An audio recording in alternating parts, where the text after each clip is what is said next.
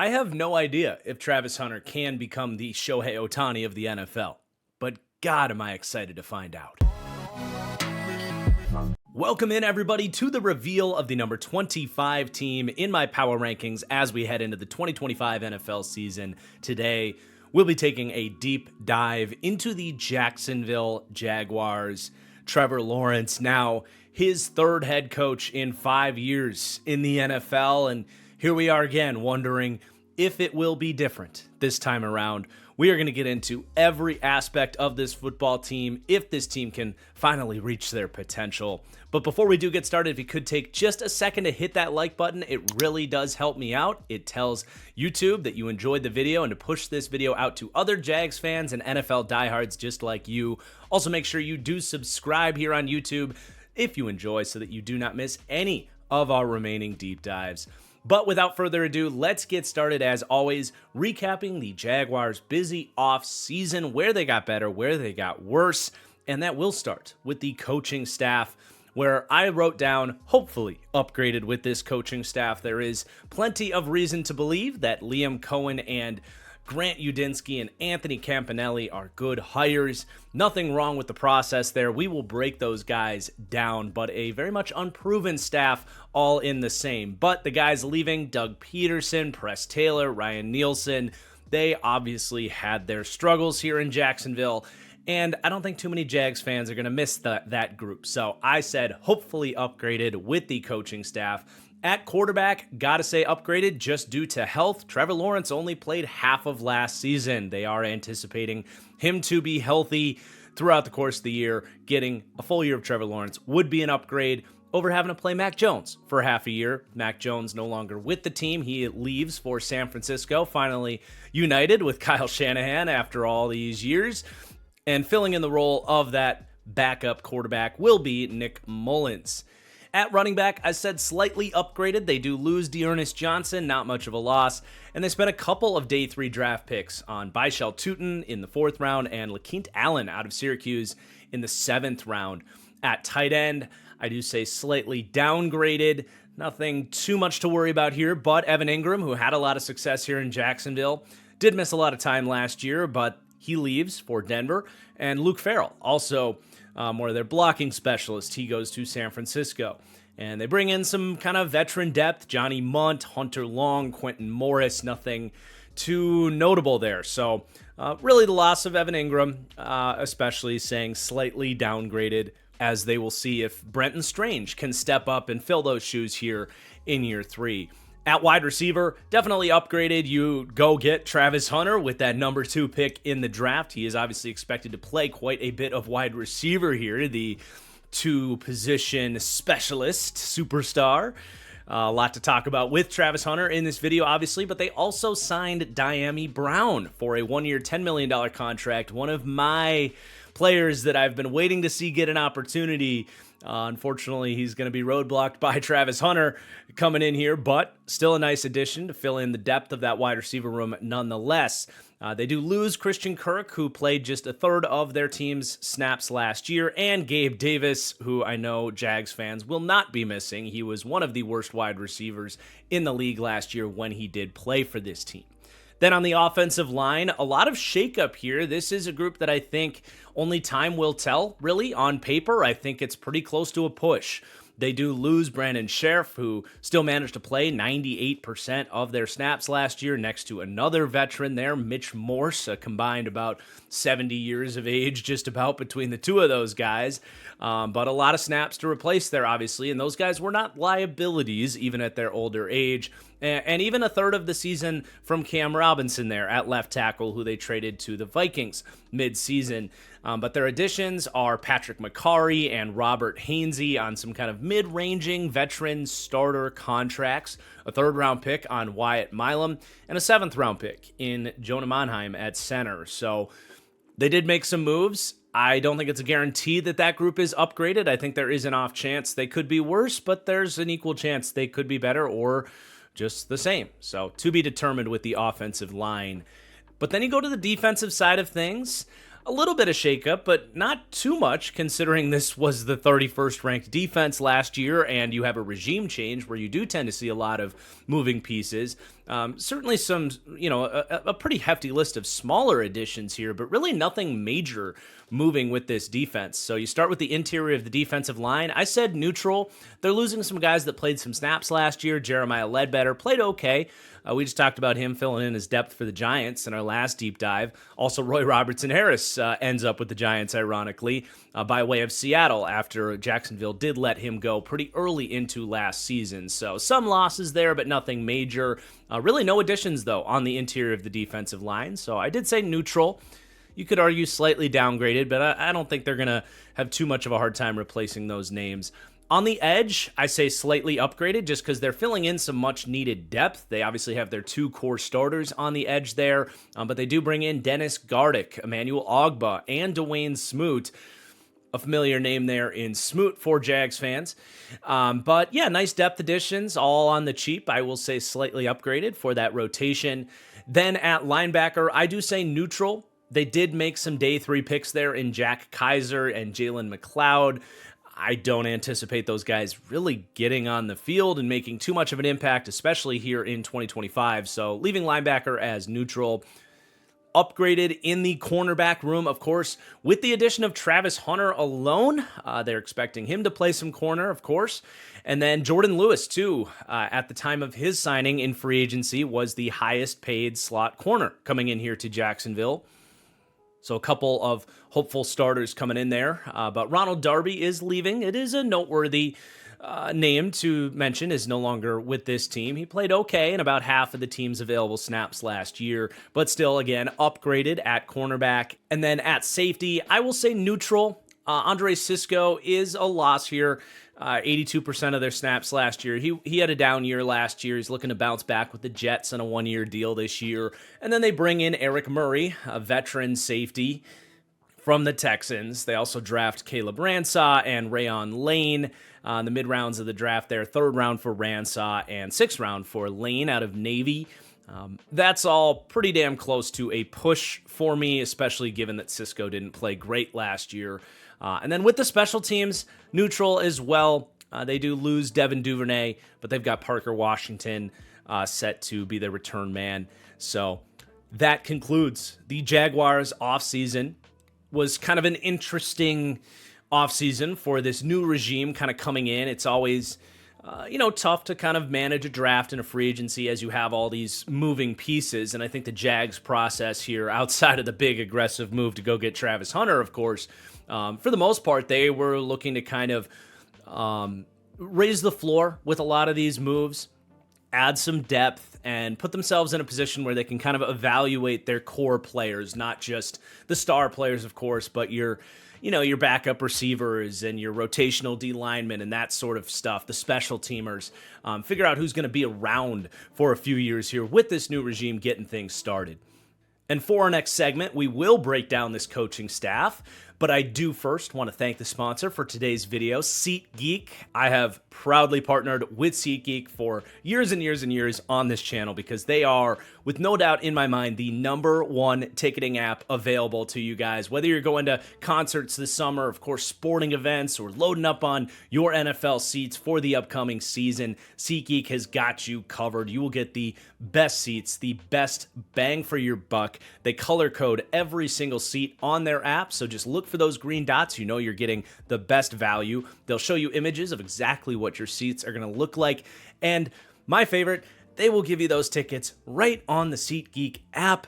You don't have to jump through different email chains and struggle to find your tickets as you approach the gate. They make everything so easy. They also have re-upped our code, so if years ago you used a code on this channel for SeatGeek, you can now use code TFG10 and you will save up to $20 on your first purchase there with the use of that new code. And of course, new customers can use that code as well. I hope you guys have a great time wherever you are headed. That is code TFG10 at SeatGeek, and they got you covered. But let's now get into this coaching staff, discuss how this new staff will stack up against the rest of the league as they begin their jobs here, and perhaps more importantly, what the Jags could look like, schematically speaking, on both sides of the ball with this new regime here. And for those following the rankings closely for this series, The reality is this is just a very unproven staff. We have not seen any of these guys in their respective roles, whether it's Cohen at head coach, Udinski as his offensive coordinator, or Campanelli as a defensive coordinator. So if you want to talk about the rankings, the Jags are going to come in lower for the coaching rankings really across the board, and it will just be up to these guys to show us what they can do to climb these rankings.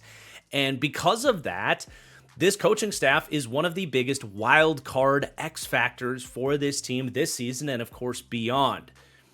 If these guys prove to be good coaches as early as this year, I fully expect that the Jags will shatter this 25th power ranking as we head into the season.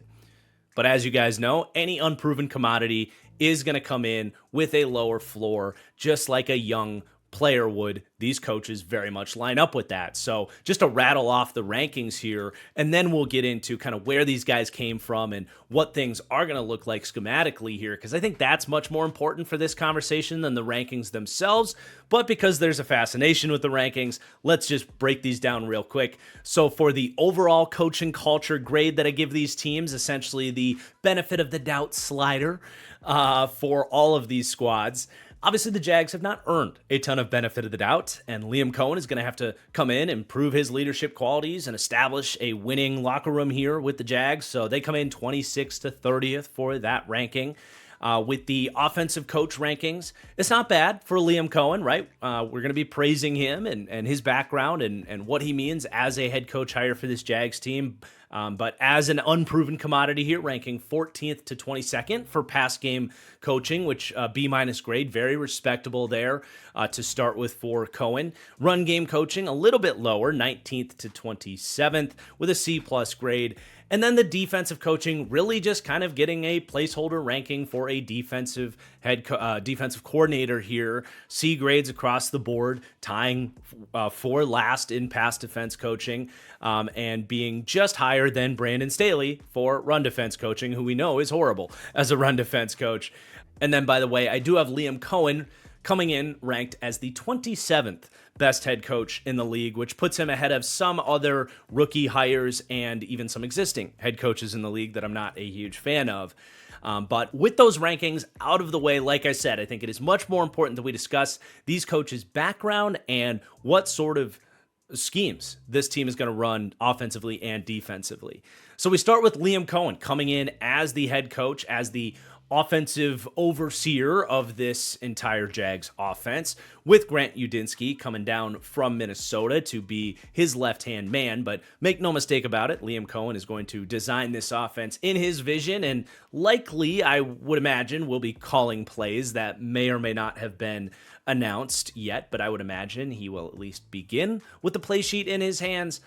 Regardless, Cohen definitely lines up with the modern thinking of what I tend to praise these teams for going after, which is the kind of ascending, younger, offensive-minded head coach. Liam Cohen, at 39 years old, just stepped into Tampa Bay and was able to continue their success. There was a lot of questions with Dave Canales leaving Tampa for the Carolina job if they were going to get similarly good play calling. And in many regards, they got even better offensively, and Baker played even better. And Cohen absolutely proved that with that Shanahan, more so McVay background, having worked so much with Sean McVay, that he can press a lot of those similar buttons to get receivers open, to make the offense quarterback friendly, and to really run that style of offense at a high level in Tampa Bay, with the root of play action being at the core of your offense, a lot of wide zone running. But, Liam Cohen isn't dead set on just running outside zone as a part of their run game, but it certainly is built into the core of what they do. So this hire really is right in line with so many of the head coach hires that have had success around the league, whether it's Matt LaFleur or Kevin O'Connell or Dave Canales last year for the Panthers. There is plenty of reason to believe that Liam Cohen is going to be next in line with those names, shatter these rankings as we discussed, and be a great hire for the Jags. He was absolutely near the top of, I would say, everybody's head coach candidates list. And frankly, it was a pleasant surprise that the Jags were able to ultimately lure him out of Tampa Bay, where for about 12 hours or so, I think there was a report that he wanted to stay in Tampa Bay. But the Jags finally wake up and fire Trent Baalke, much to the celebration of Jags fans who have been waiting for that moment for years. I would say quite clearly the worst GM in the league, no longer here. And, we don't really make time for the GM as a discussion with this series. Maybe one of these years I'll find a way to mix that into the conversation because I know so many people request it. But let's be honest, the entire video is a reflection of the front office and the job that they've done and an analysis of that. But anyway, when it comes to Trent Baalke, we at least have to bring it up that, hey, hell yeah, he's gone. Like, that is a huge plus for this Jags organization at large. But his firing opened the door for Liam Cohen to say, you know what? I will come in. I will work with Trevor Lawrence. I will take this job and get a new general manager in here. And it is the young, very enthusiastic James Gladstone stepping in as their GM. A lot of Rams connections there, by the way. They certainly spent time together in the Sean McVay wing out in California. But yeah, a lot of optimism for this hire. And schematically, very much that Shanahan-style offense. And then the offensive coordinator that he picked comes from that same coaching tree, but has different influences. Grant Udinski, who he himself is certainly a name to keep an eye on. The entire league is always going to kind of circle a few of these offensive coordinators that are under the wings of these Shanahan-style offenses. And now Udinski steps into the spotlight there under that description. So he was, for the last 3 years, under Kevin O'Connell, another Sean McVay guy, with the Rams. Likewise, a wide zone run game, a lot of play action, attacking the middle of the field, all of that good stuff that we know about these McVay-Shanahan-style offenses. But Udinski was very recently coaching in college and under Matt Rule at Baylor and for a couple years in Carolina. So not just the Shanahan influences there, but certainly in recent seasons, that has been what we've seen. So we have a pretty strong understanding of kind of what sort of concepts are going to make up the base of this Jags offense, being very much a Sean McVay-inspired offense. And as we've seen around the league, plenty of reason to believe these guys can come in and do a better job than the previous couple of head coaches have done over Trevor Lawrence. And then you go over to the defensive hire here with Anthony Campanelli coming over from Green Bay. And, despite the low rankings coming in, we assess that. He's got to prove what he can do here, but there's plenty of reason to believe that this is a good hire as well. Had a lot of success in Green Bay last year where, especially in the second half of last season, they really were able to get that defense going in Green Bay. Anthony Campanelli, as the linebackers coach there, was able to have one of the rare, young rookie linebackers come in and play at a really high level out the gate. That's quite the accomplishment. Edgerrin Cooper was breaking down the run game and was much more of a complete linebacker than he certainly was coming out of college. And I think Campanelli deserves a lot of credit there. But it's not just the job he did last season under Jeff Hafley. He actually has a pretty impressive resume here that I think you can get excited about. He coached under Vic Fangio in 2023 in what was kind of a weird season in Miami, but a year under Vic is a year under Vic. And surely he learned a thing or two from him there. And then, he was under Brian Flores in Miami several years prior to Vic Fangio coming in there. So between Jeff Hafley, who has a Robert Saleh background, and Vic Fangio, he has spent a lot of time in recent seasons coaching these sort of quarters-heavy, Vic Fangio-inspired defenses with the split safety pre-snap looks, where you're going to show a two-shell pre-snap and then can really have disguise and rotations into any sort of coverage you really want to run. He's had that background the last couple of years, but having spent time, right there with Brian Flores, that's a very different defense. That's more of a cover one, blitz happy, multiple defense, and Flores just being one of the just best, most adaptable, multiple defensive minds in the league that we have today. who knows what sort of influences Campanelli wants to take from his time with Brian Flores and apply to his defense. This very well could be a really kind of exotic multiple defense, and he kind of picks from all these different styles. In Green Bay, Hafley ran the Sala system, which, like a Fangio defense, is a lot of quarters and off-zone match type of stuff, but more from a four-man front, a 4-2 style front. Vic Fangio, again, runs a lot of quarters and pre-snap disguise and two-shell and stuff, but Fangio's always been more of the 3-4 side of things. And then Brian Flores really just all over the map in more of that Belichickian system. So very excited to see what type of defense Campanelli wants to put together. He's, I think, 42 years old and has earned this opportunity. Should be a good hire and will be an interesting name to keep an eye on. And especially for the scheme nerds out there, it'll be fun to see. I mean, he's coming from 3 of the premium coaching trees in the game today. And it'll be fun to see where he wants to kind of land with the style of defense he wants to run.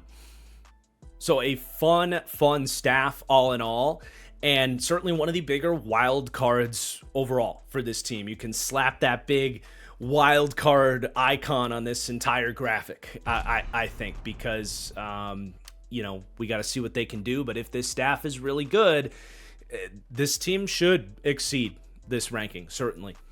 And they obviously have the potential to do that. But let's now get into this Jaguars roster, starting with the quarterback breakdown, where we will talk about Trevor Lawrence here.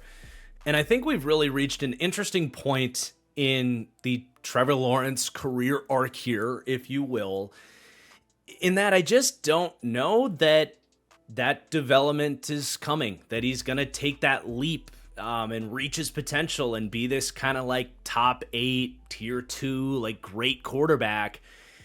Certainly in previous deep dives, I've made excuses for him. I've talked about the coaching changes and playing injured and all this stuff. And man, it's reached a kind of frustration point where it's like, when's that growth gonna come? We have seen a really inconsistent player here that I think outside of from year 1 to year 2, leaving that Urban Meyer disaster class season, outside of that, we just haven't really seen him evolve his game. I think his processing and decision-making has really stagnated, where I see a guy who's got, an average ability to go through reads and make the right decisions, but someone that does oftentimes get tunnel vision and frankly make really stupid, questionable decisions with the football, forcing balls into double coverage. We haven't seen an evolution in his mental processing. And the accuracy, man, like, that needed to get better at some point, and now we head into year 5 and it just has not happened. Look at young Jalen Hurts, Josh Allen, Lamar Jackson. Look at the growth in consistency with their accuracy that they took to put in the time to improve their mechanics, to figure out why they couldn't hit the broadside of the barn at times and make that better. And unfortunately, Trevor Lawrence here, as we head into year 5, I would not place him in the top half of starters in terms of accuracy. He misses way too many throws for a guy with the traits and the tools that he has, with the arm talent that he has, and it's frustrating. It is extremely frustrating. Leads to so much inconsistency in his game. And going back, can't remember if it was last year's deep dive or 2 years deep dives ago, where I talked about all the near misses and how he's so close on so many of these targets. There was the kind of infamous highlight reel of, wow, look how close Trevor Lawrence was to completing all these passes that were, almost dimes. And yeah, well, it turns out he's just missing his target. Even if he's close, he's not on target, and he hasn't been able to fix that. That was a problem last year, even before the injury. And I really hate to go here with Trevor Lawrence, and I've avoided this dialogue for the entirety of his career and as a prospect coming out, but there was that infamous article right around draft time where Trevor Lawrence basically announced to us all, like, look, I enjoy time on the beach. There are other things in my life that are more important to me than football, and I don't feel the pressure to be this golden child, next Andrew Luck, the prince that was promised, if you will, because if things don't work out, I'll live, is basically what that article was about. And I can't not think about as a young Timberwolves fan, my frustrations with Andrew Wiggins, who basically was the Trevor Lawrence of the NBA for a long time, the number one high school prospect, all this, and likewise was never a bad player, was always a good player, but got his money because he was a good player that had all this promise off of physical potential, but someone that never really put in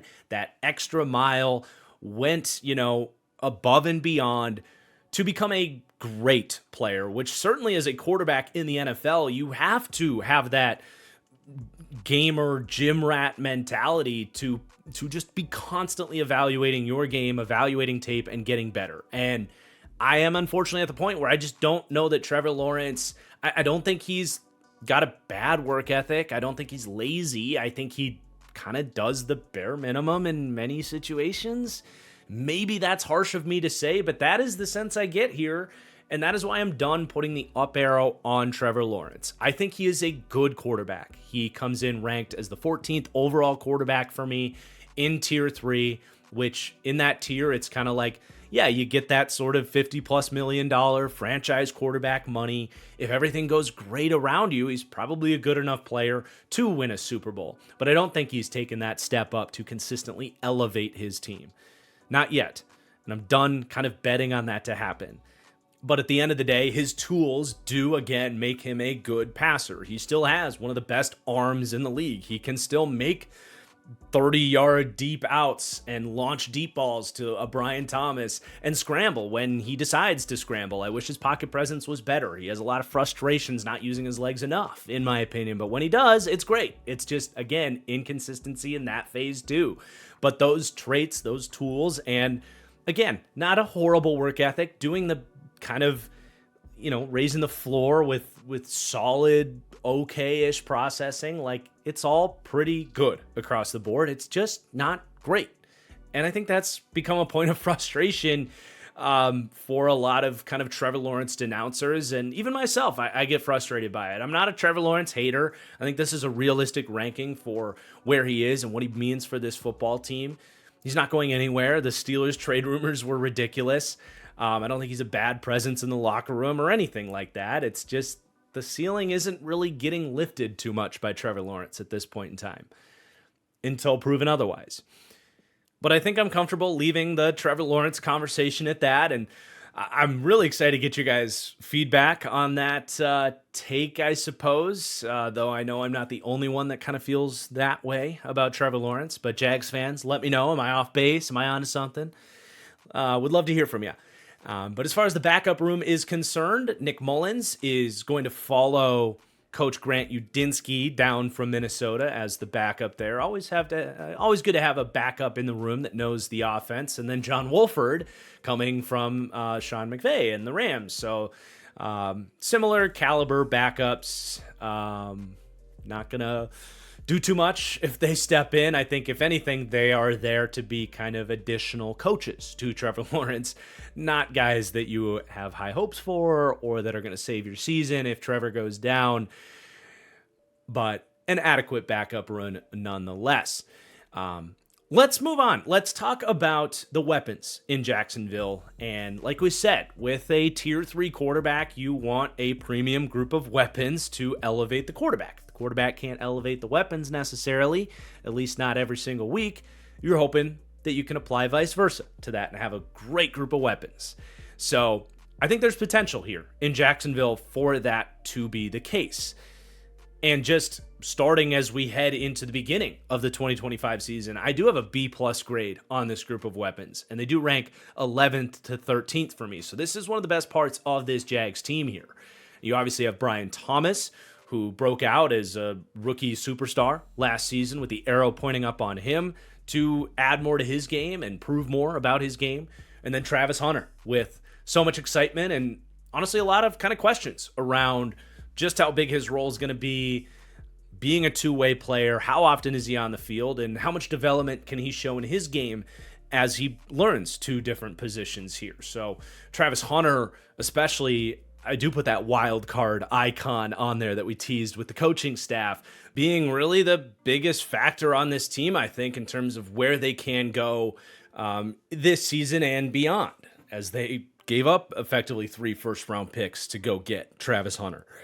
But let's break these guys down a little more individually here. So Brian Thomas, the sky is the limit for him. He is a true built-in-a-lab wide receiver, 6'3", can run like a deer, but has rare movement skills for a bigger, faster wide receiver.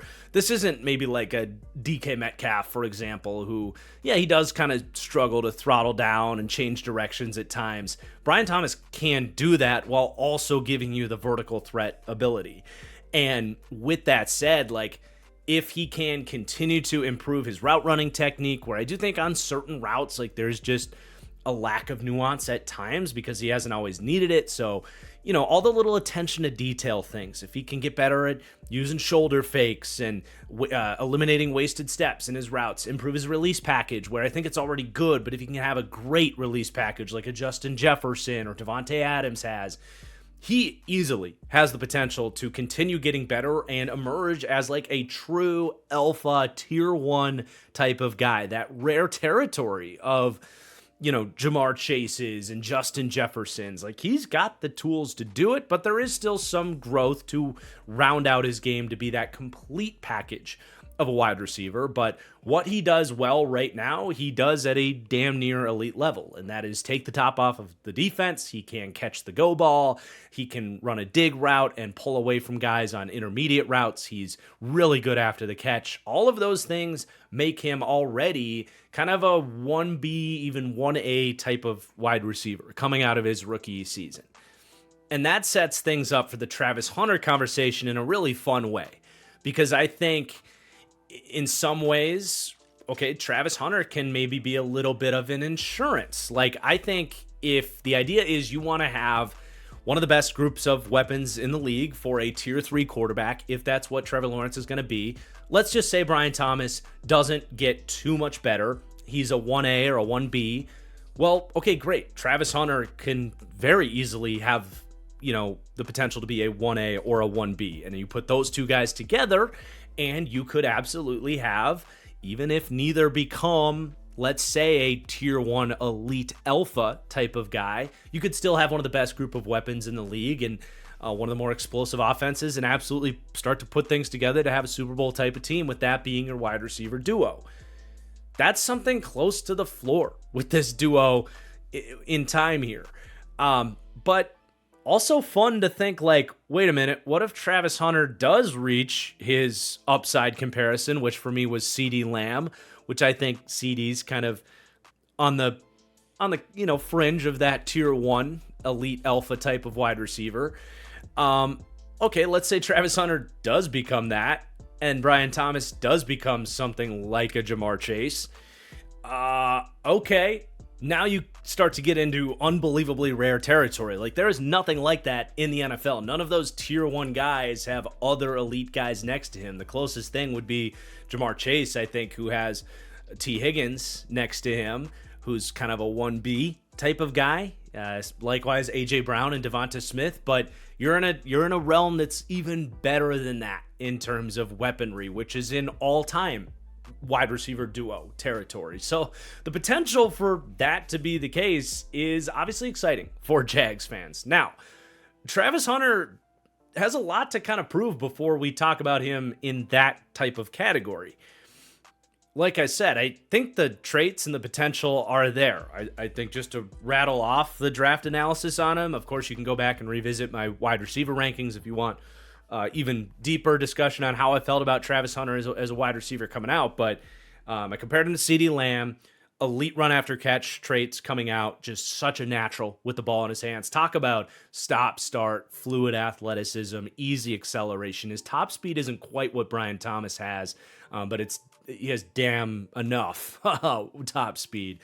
And then ball skills, just truly generational ball skills, in the sense of the ball is in the air. He's not the biggest guy. He's actually a little slender, but just his ability to elevate, contort his body, find ways to get his feet in, the sticky hands, it's just all there in that sense. Where he needs to get better is going to be in the route running department, beating press, proving that, at his size, he can play through contact consistently. He's going to face way more physical, strong, technically sound DBs in the NFL that aren't afraid to get grabby. There are aspects of his route running and separation that lead you to believe he just is going to have to get better in that department at the next level. So that's really where you're looking at, like, quote unquote weaknesses on Travis Hunter. And then there's the whole two position player side of things. Number one, how often is he just playing wide receiver? Is he able to be durable playing both sides of the ball? And does the fact that he's focused on two positions take away from some of the technical aspects that he does need to improve? So that's all just stuff like he's going to have to show us. I said it in the intro. Like, I genuinely have no idea if he can make this happen at the NFL level. I'm certainly not betting against him. I'll tell you that much. I think this is a truly generational athlete. Maybe not a generational wide receiver prospect or a generational corner prospect, but a generational athlete in that sense. And a generational dude. Like, he is a high character guy, work ethic galore. I loved the answer that he had. I don't remember what the interview was, but they were like, how are you going to learn how to play both positions at the next level? And he's like, well, we got 24 hours in a day. I sleep about 8 of those, which leaves 16 hours a day for football. And it's like, okay, yeah, that's the mentality you got to have if you're going to make this happen on both sides of the ball. So I just can't wait to see what this is going to look like at this point. I don't think anybody can say with certainty how you would rank Travis Hunter for this rookie season and beyond, both at wide receiver or corner. But I really am stoked. I think it is one of the 3 most exciting narratives in the entire NFL this year, for sure. So that sets up your wide receiver duo. That there's still room to go for this group, but elite of the elite potential for this duo. But then after that duo, you have some pieces here. I would say it's not the deepest group, but there's some other guys to throw the ball to here for Trevor for sure. So Dyami Brown was originally brought in to be potentially a starter, like a full-time starter. I think that ship has sailed now that they went to get Travis Hunter, because I think Brown's skill set is frankly a little redundant with Hunter in the ways that they win, winning down the sideline, winning after the catch, winning in the intermediate game. I think Brown will still play here, as Hunter maybe can't play every single snap at wide receiver. And I think he can play from the slot, running slot fades and bubble screens and doing some stuff in that sense. But he, I think, is going to rotate with Parker Washington. So I want to just circle back to Brown for a second, because I have believed in Dyami Brown for a long time. Viewers of this deep dive have heard me year after year after year saying, this is the Dyami Brown breakout year. It just hasn't really happened. And it did finally, in the last maybe 6 weeks of the season, really look like it was happening in Washington. And this is obviously a guy that was liked by many coming out of the draft, coming out of UNC as a vertical threat that moves really well, checks a lot of boxes, but just hasn't maybe had that opportunity in Washington with really bad wide receiver play. And he's had some inconsistency in his game. Make no mistake about it. But did feel like something clicked at the end of last season. Jacksonville gave him a 1-year, $10 million deal.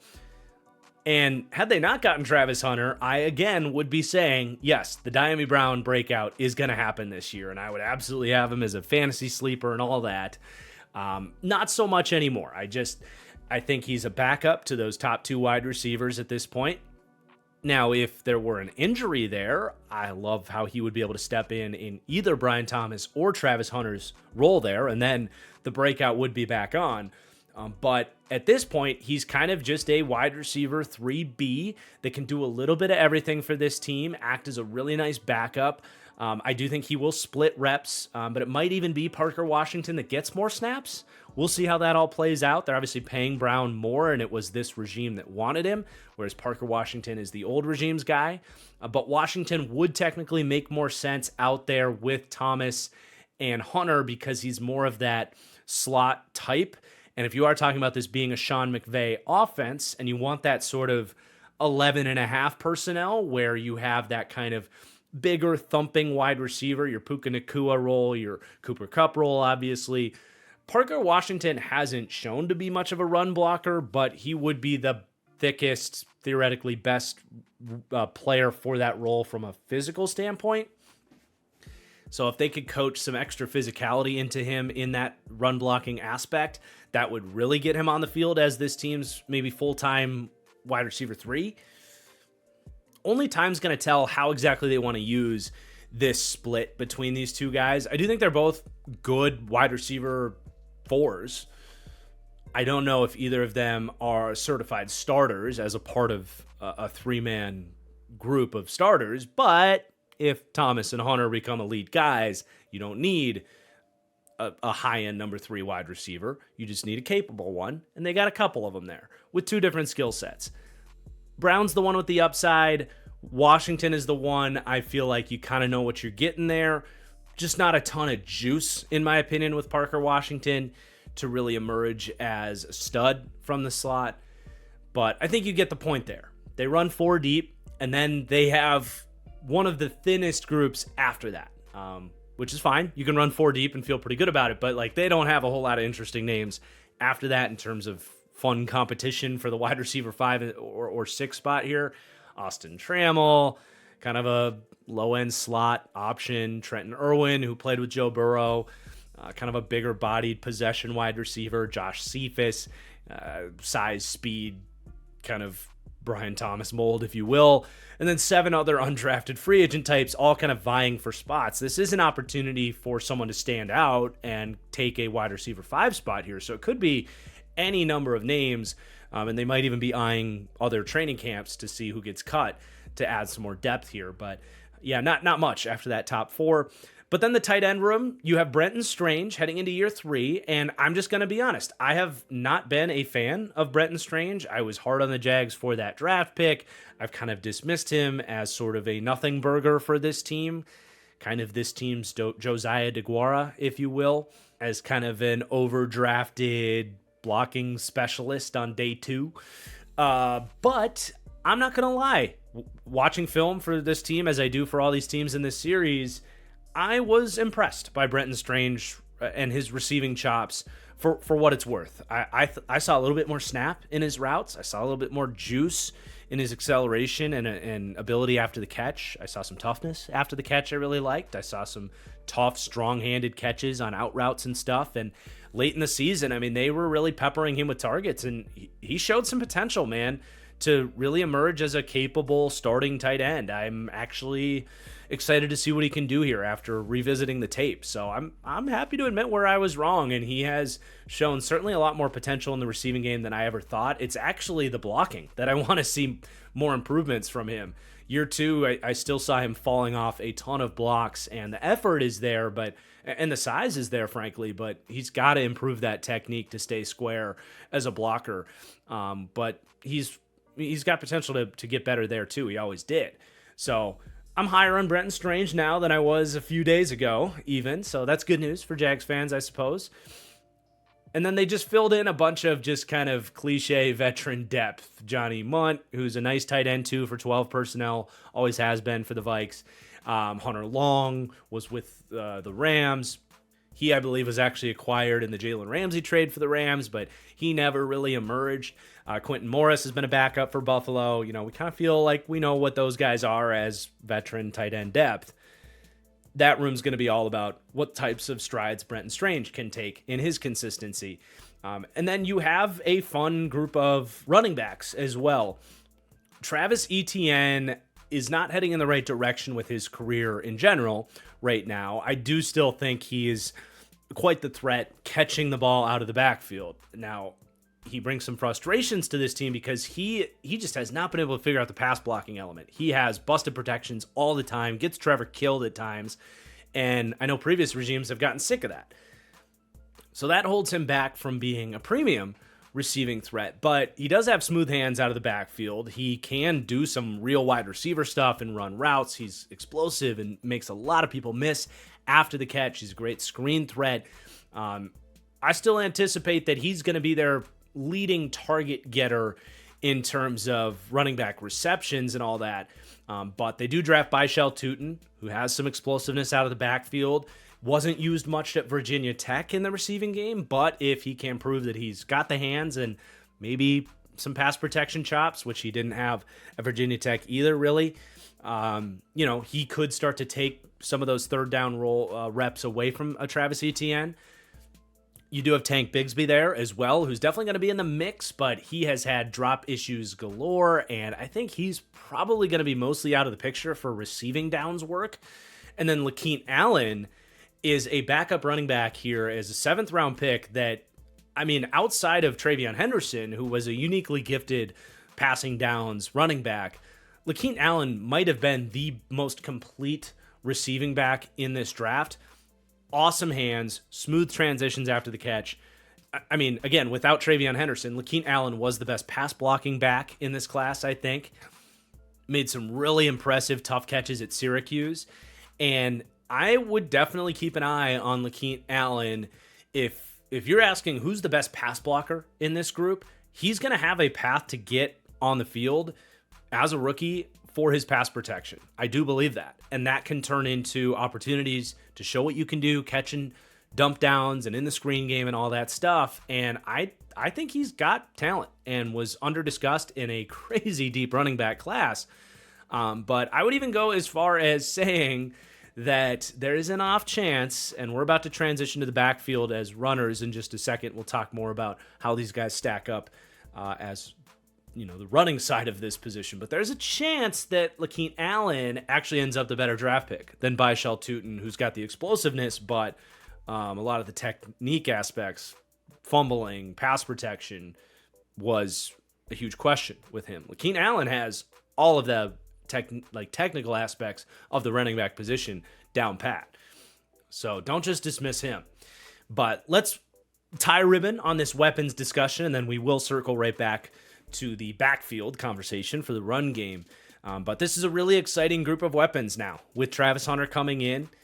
And even if this is a younger and in some ways new look group, I do still think the floor is pretty damn high here. Again, I have them ranked 11th to 13th. If that's all they are, that's not going to be the problem with the 2025 Jags, if that's all they are. But if Travis Hunter can really break through in his rookie season, if Brian Thomas can continue to get even a little bit better, this could be at some point in time the best group of weapons in the NFL, and that's saying a lot in a league that is loaded with weaponry. So this is your highlight of excitement for the Jags. They have got not just high-end talent, but they have explosiveness, they have big play potential, and they've got a couple other guys to throw the ball to here to kind of annoy you as well. So I really like this group. But let's go ahead and move forward and circle back a little bit to these running backs and this backfield conversation as it relates to the run game here.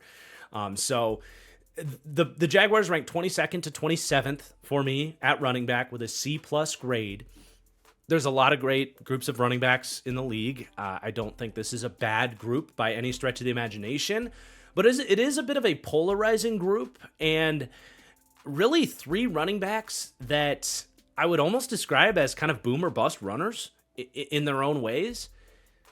And it does create kind of an interesting backfield that is a bit of a headache because I think the week-to-week consistency from these guys is going to be a little bit all over the place. You don't really know who's going to be getting the ball any given week. And some weeks it's going to look great. Some weeks it's not going to look so great. But needless to say, from a fantasy football angle, because I do like to mention fantasy, especially with the running backs, I'm probably staying away from all of these guys. I don't know that I have any shares of any of these backs in any of my 10,000 leagues that I'm in, just because I've not really wanted to touch this group. But let's break these 3 guys down, really, with Bigsby and Etienne as the core starters, and then Byshell Tootin, who they did spend a high 4th-round draft pick on that I do think is going to get his touches here. But my bet is that Tank Bigsby actually leads this team in carries. It might not be by a wide margin, but I think he's going to be the first and second down back more often than not. I think he put on film last year a very determined running style, pretty good power, and honestly, good explosiveness as well. He had multiple big breakaway runs that kind of made you nod and say, all right, Tank Bigsby, I didn't quite know that you were that big play threat.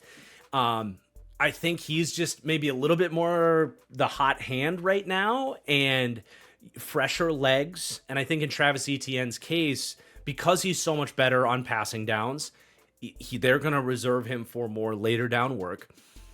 And I also think they are a little more conscious about his body breaking down a little bit. And this is another thing I would love to get Jags fans' opinions on, but I did feel like Travis Etienne, he was still explosive, but I did feel like he maybe lost, a quarter of a step. He didn't quite have the burst and top speed that I was always used to with Travis Etienne. And he's had some injuries. He's had foot injuries. He's taken a lot of a beating. He was, 4 years at Clemson, got a lot of carries there.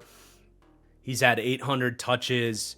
As a Jaguar, he's now approaching that sort of 2,000 career touch mark, going back to college, that for many backs that aren't the biggest backs, which Etienne's not small, but he's not Derrick Henry, for a lot of backs around that 2,000 touch mark, you start to see some wear and tear pile up, and it really does feel that way with Travis Etienne. So I think that's in their mind as well, and is going to, again, play into maybe a split that does slightly prefer Tank Bigsby in the carries department. But I will say, stylistically, these guys are extremely similar. Size-wise, they're both about, 5'10", 215-ish, right in that same ballpark. Both of these guys have good burst, good top speed, can run through arm tackles, break a lot of tackles. But likewise, both guys, frankly, have poor vision and have had poor vision for a while now. They love to bounce runs outside. You're going to see a lot of runs on tape from these guys that you get push on a double team, a combo block works up to the second level, and you could get 6 or 7 yards on the play, and you see these backs, both Bigsby and Etienne, just pass up on it, bounce it outside. Occasionally they will make a slot corner or a safety miss, an outside backer, whatever it might be, put that stiff arm on and get to the edge and have an explosive run. But there's a lot of dead runs and wasted reps of good run blocking from the offensive linemen that frustrates not just coaches, but linemen as well. There are points of contention and frustration with these two backs. And that does obviously attribute to me not giving the highest ranking on this backfield. But there are weeks where they might guess the right hole, or they might be seeing it a little bit better one week than the next. And either of these guys are capable of massive performances, especially Tank Bigsby with a lot of the burst and long speed he showed last year. I think Etienne still has good speed to be an explosive back. We'll see how healthy he is, though, right?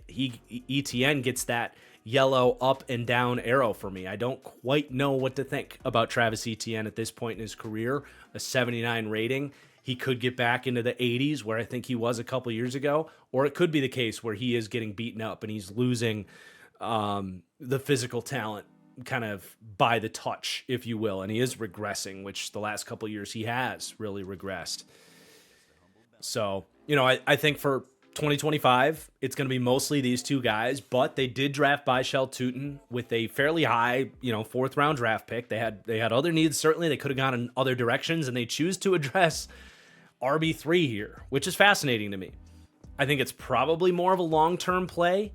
They got 2 years of cheap control on Bigsby. They did pick up Travis Etienne's 5th-year option because it's pretty cheap. It's like $6 million for an extra year, which is kind of like why not money.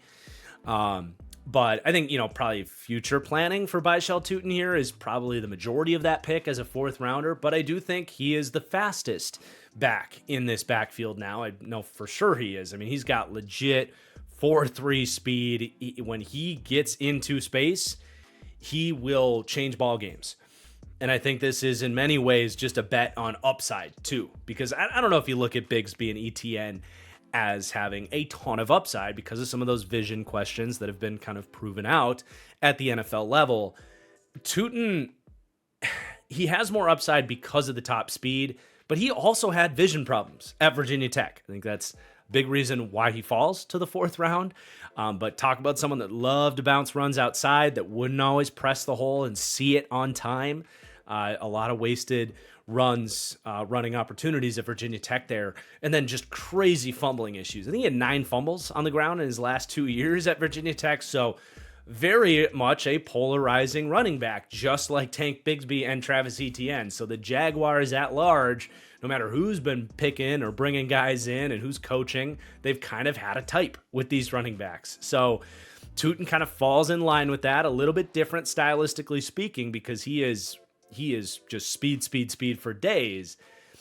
But it does definitely make this a bit of a mess and doesn't really give you that kind of trustworthy, get me 4 yards. I don't care about the explosive runs. Let's make sure we convert a goal line situation, or let's ground out a game and get what's blocked up and don't fumble the football.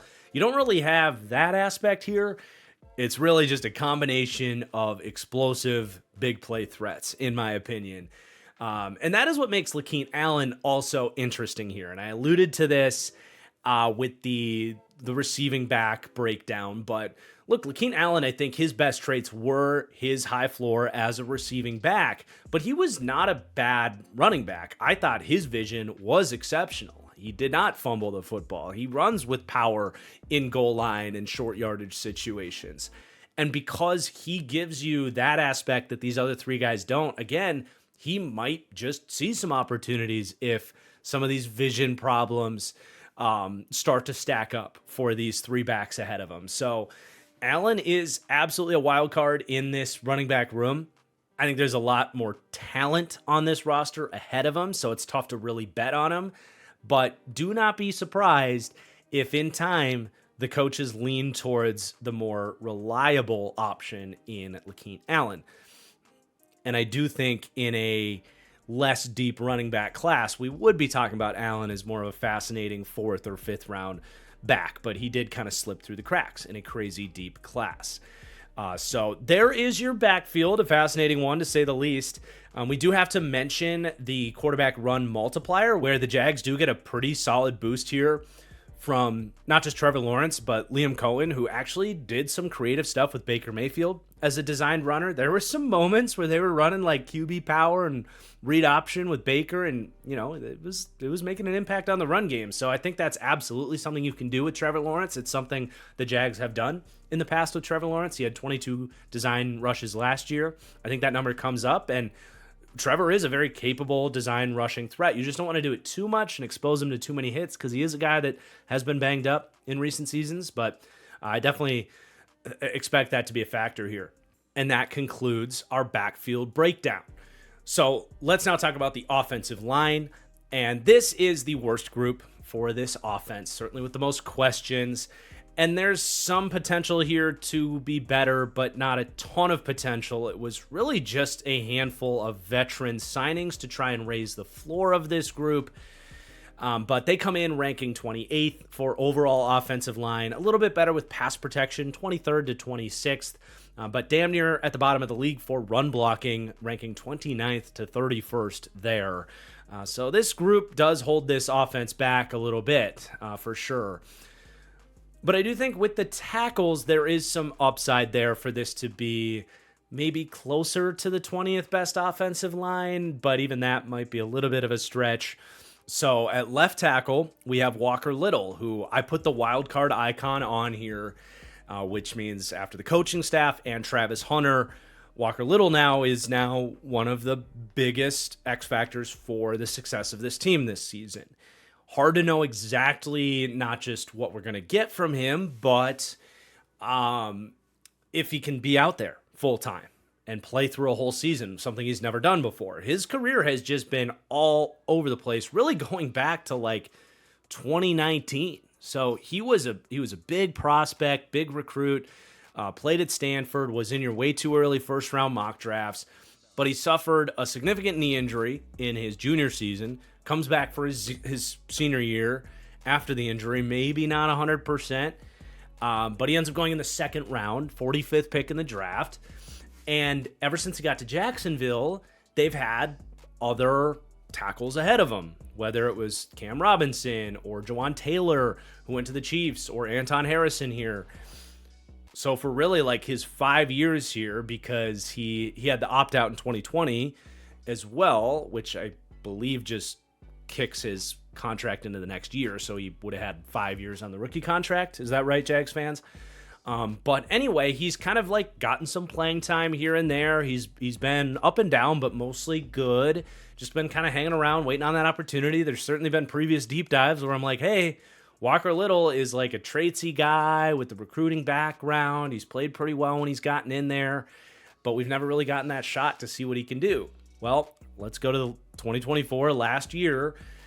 Right around week 6, they finally decide Cam Robinson. We've seen enough. They trade Cam Robinson to Minnesota because they had a tackle go down. There was a trade opportunity there. They felt good about Walker Little and him coming up on a contract year. They wanted to see what he would look like as their left tackle. And he comes in and starts playing pretty damn well. Probably the best he had looked in his career. Very steady in pass pro. Honestly, moving guys in the run game, like looking like a franchise tackle. So they give him a nice contract extension. 3 years, $40 million. Reminded me a lot of the Jordan Mailata contract that the Eagles gave Mailata, where they paid him like right at the point where it felt like he might be trending towards playing better than the, what would that be, $14 million a year or something that they gave Walker Little, and hoping that, okay, if he keeps playing like this, like that's going to become a bargain. And then, of course, in typical Jacksonville Jaguars luck, he gets injured again, missing the final 3 weeks of the season. So now that I just gave you the long story on Walker Little, the long story short is this is a guy that has had sporadic play, has never played a full season. He's had a pretty long list of injuries, the big one in college, but he missed time in 2023, he misses the end of this season. He's just been all over the map. I think we have plenty of reason to believe that he can be a franchise left tackle, that once he really settles in, if he can stay healthy, get the time on task to prove himself, really, yeah, this guy could be, something like a top 20 left tackle in football, which is better than it sounds. There's a lot of great left tackles in the game today.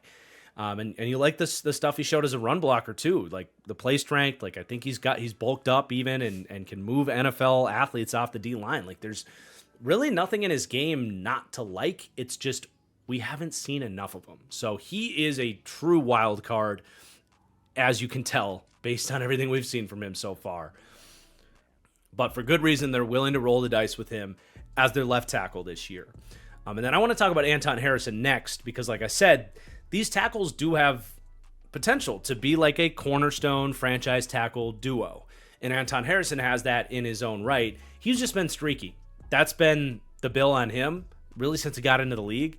When things click for him, I think his feet are fantastic. He can anchor. He's good with his hands. He has games where like he's locked down and doesn't give up pressures, sometimes against like good pass rushers too.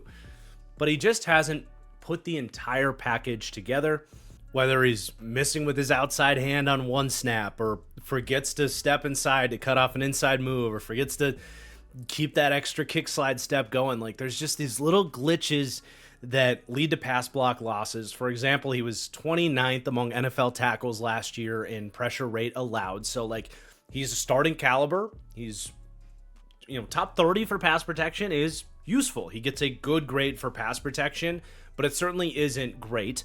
And really, he's got his shortcomings as a run blocker, man. He just doesn't have a lot of force moving forward.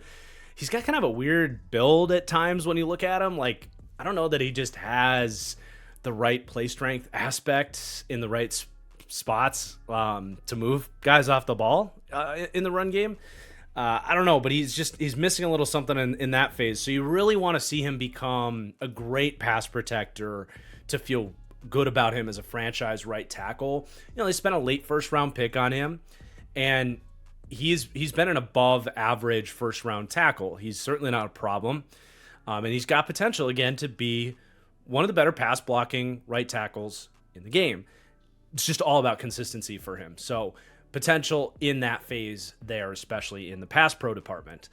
And then the interior trio, like there's just not a ton of time to spend on these guys. We know who they are. You got Ezra Cleveland at left guard, who's a better run blocker than a pass blocker. He is not the strongest guard, but he's a really good athlete and has good technique. So he can, handle stunts and quicker interior rushers. But if he gets matched up with a good bull rusher, you just don't want him one-on-one in that part of the game. But the one nice thing about Cleveland is he's now going back to a wide zone based run game, presumably here with this coaching staff coming in. That's what he did in Minnesota, and he was much better opening up, riding the wave and getting into that bucket step, leaning into his athleticism as a run blocker, as opposed to Doug Peterson, which was a little bit more of a gap, north and south oriented run game where he's asking you to drive guys off the ball. So I do think Jags fans will see a better version of Ezra Cleveland as a run blocker than they've seen. But he's a solid, steady player. And then at center, they bring in Robert Hainsey, who I actually thought might have started last year in Tampa Bay instead of Ben Bredesen, but Bredesen ends up winning the guard job. So he was actually a backup for Liam Cohen in Tampa last year, but Cohen saw enough to want to bring him over with him. And I think that means something. They give him like a 3-year, $21 million deal, which is certainly not nothing. He did start back in 2022, 2023. So he was Tom Brady's center of the year. Ryan Jensen missed the year, and then the year after that. So he's got a couple years of starting experience, and he was all right, especially for Tom Brady. Tom Brady is known for elevating his linemen because he gets rid of the ball so quickly, but after that, with Baker Mayfield, holds the ball a little bit longer. You saw some more issues in pass pro. He's just not the strongest guy, 6'4", 305 pounds. That's always kind of been the bill on him. Just not much of a people mover, not the best anchor, but a heady player, a decent athlete. So, a floor raiser on the offensive line. In time, they will want to find some more upside at the center position, I think, especially for, the wide zone run scheme. That center can be a really nice pivot point for a high-end run game. And, we saw him running this system in 2023 under Dave Canales, and he wasn't very good as a run blocker. He's an okay athlete, but he's not a great athlete, and he struggles to really latch and drive in the run game. So he's okay. And then they get Patrick McCarry. Talk about a floor raiser. He has been the sixth man of the year for the Ravens for multiple years now. Whenever someone goes down, whether it's Ronnie Stanley or whoever it might be on that offensive line, they've been able to just plug in Patrick McCarry at 4 spots on that offensive line. Smart, tough dude, not a good athlete, but he's strong, knows what he's doing. They gave him a decent chunk of change, and he is presumably going to be their right guard. But if Walker Little does get hurt, I do think McCarry offers some potential to go play left tackle as well. So I think that's baked into his contract as some of the versatility that he brings an offensive line that has some questions like this. But I'm never going to complain about signing a Patrick McCarry, but you're also not going to get too excited. He is a guy that he will take his losses, much more efficient than any typical backup. But he's going to take his losses for a starter, and he's just not the most traitsy player. But a nice signing nonetheless to round out the floor of this offensive line. And then you do have some depth pieces that are fascinating to me. I actually want to start with Wyatt Milam, even if he's going to have to kind of climb up the depth chart and earn that opportunity. But let's say Walker Little does miss some time, and McCarry steps in at left tackle, which is not a guarantee that either of those two things happen, but I would love to see Wyatt Milam get an opportunity to play some guard, because I thought as a third rounder, that was a great pick. I had a true second round grade on him. An ass kicker in the run game. I think he can block the wide zone system.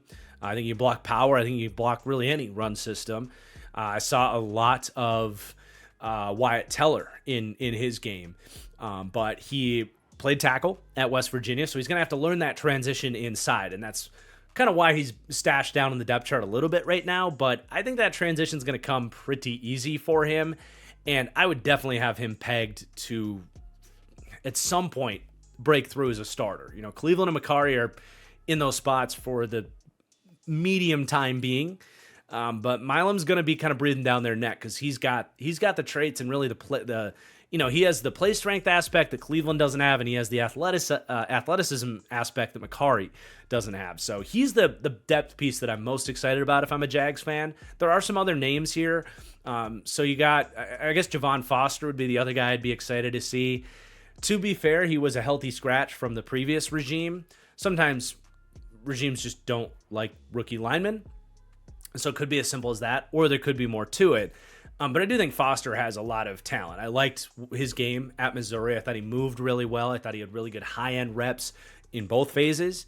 So I think there's potential there. He was a 4th-round pick, so another guy that, okay, if Walker Little goes down, I would at least be fascinated to see Foster get that opportunity, but he's got to climb the depth chart and be that guy that gets that nod, because last year it didn't happen. They actually went with Cole Van Lanen, the previous staff did, over Javon Foster, and Van Lanen played okay for the former Wisconsin Badger. You know, I always say, if you're looking at a late-round draft pick or a waiver pickup or a priority free agent, it never hurts to find an offensive lineman from Iowa, Wisconsin, Michigan, Notre Dame, and yeah, I mean, like Robert Hainsey, Cole Van Lanen, kind of right in line with that, right? Just tough dudes. The floor is usually pretty solid. We saw that last year. Not a perfect guy that stepped in, but he held his own for a backup. Obviously not perfect, but he was a 6th-round pick by the Packers not too long ago, so capable depth there, at least from a pass protection standpoint. Beyond that, Luke Fortner played a lot of time at center for this team. I think Jags fans have seen enough of him at this point, but he's still hanging around. Chuma Edoga, they gave a decent amount of money as another swing offensive lineman in here. He realistically is going to be at the top of their pecking order to start things, both as a guard and as a backup tackle. He's played a lot of both. Good athlete, but technique's been all over the map for him. He's been on the Jets and the Cowboys. Fred Johnson gets brought in here from Philly, big dude. And then that 7th-round pick on Jonah Monheim as well. He's a tough guy that's going to come in and compete as well. So they do actually have some pretty good depth as well, which does help the floor, all things considered. But is the upside all that high with this group, especially when you factor in like the run blocking skill players are not an asset to this team? Brian Thomas has potential there, but hasn't really brought it as a run blocker. Travis Hunter, I mean, it's a lot to ask of him to run block. Like, it's almost rational to say, hey, it's okay if you take some reps off as a run blocker, because you can't go 100% on 100 snaps in an 18-game NFL season. So you understand why he doesn't always run block. When he wants to, he can do a decent enough job with it. Even Parker Washington's had his struggles. Brenton Strange needs to get better. Like, they are one of 4 teams in this series that actually get a negative contribution from the skill player blockers. So that doesn't help the run blocking grade. Ultimately, like, they're going to have more work to do with this offensive line. There's a chance that they can at least feel good about their tackle duo, but they're going to need more out of this group. And hopefully Wyatt Milam can eventually emerge as a part of the future core of this offensive line. But that does conclude this Jags offense. It's not a bad unit. They come in 17th for passing game overall, and 30th for run game, with many more questions there, especially with the run blocking, but inconsistency at running back as well contributes to that. And then, of course, just the coaching overall. They don't have bad rankings for the coaching staff, but they don't have great rankings yet. But there is a chance that that could change if Liam Cohen really comes in hot out the gate. That leaves the Jags as the 23rd overall offense, so inside the top 2/3 of the league, and especially as it relates to the coaching staff and the weapons, there is a chance for this to be at least a top half offense and something like a top 10 passing game, I think, this season. The run game, I think, could have some explosive moments, but it's probably not going to be a consistent top run game right away. But with that, let's flip over to the defensive side of things and start with this defensive line. And it's a good defensive line. I think this is the best part of this Jags defense, though they still have some question marks and room to go here. But they do come in basically just sniffing the top 10 for pass rush. They rank 7th to 11th with a B+ grade for pass rush. For the D-line run defense, though, they are more middle of the pack, 17th to 21st. And that leaves them 10th to 11th for overall D-line. But let's start with the edge group and Josh Hines Allen, who for the first time in his career really did not get better. And this was something we talked about him last year, where in 2023, he did have kind of a defensive player of the year candidate type of season. And he had gotten better every single year, where I was begging the question of, is he going to break through into that sort of, elite tier, the the Max Crosby, Nick Bosa quadrant of truly elite game-wrecking edge rushers, because I think in that 2023 season, he really did play at that level. But that is why we want to see multiple years of that type of production before we put guys into that category. And in the case of Josh Allen, he didn't live up to that. He had about a 33% drop in pressure rate, his sacks cut in half. And a part of that, I think, was he played more with his hand in the dirt and in a 4-2 style system. So we'll see, like, maybe they get him back to more 2-point style rushing, with Anthony Campanelli having a bunch of different backgrounds with the systems he could run. And maybe we get back to the conversation of what we had in 2023, where he's a 90 pressure, 18 sack defensive player of the year type of candidate, which would be great. But I think it's fairly safe to say at 28 years old now, he turns 28 in a month, that you can probably expect something between 2023 and 2024 as like a number one, just not in that elite alpha category. So you're more than happy to have him if you put the right pieces around him, which the Jags are trying to do and are relatively close to having the quote unquote right pieces around him. You can be more than happy with Josh Hines Allen as your best pass rusher.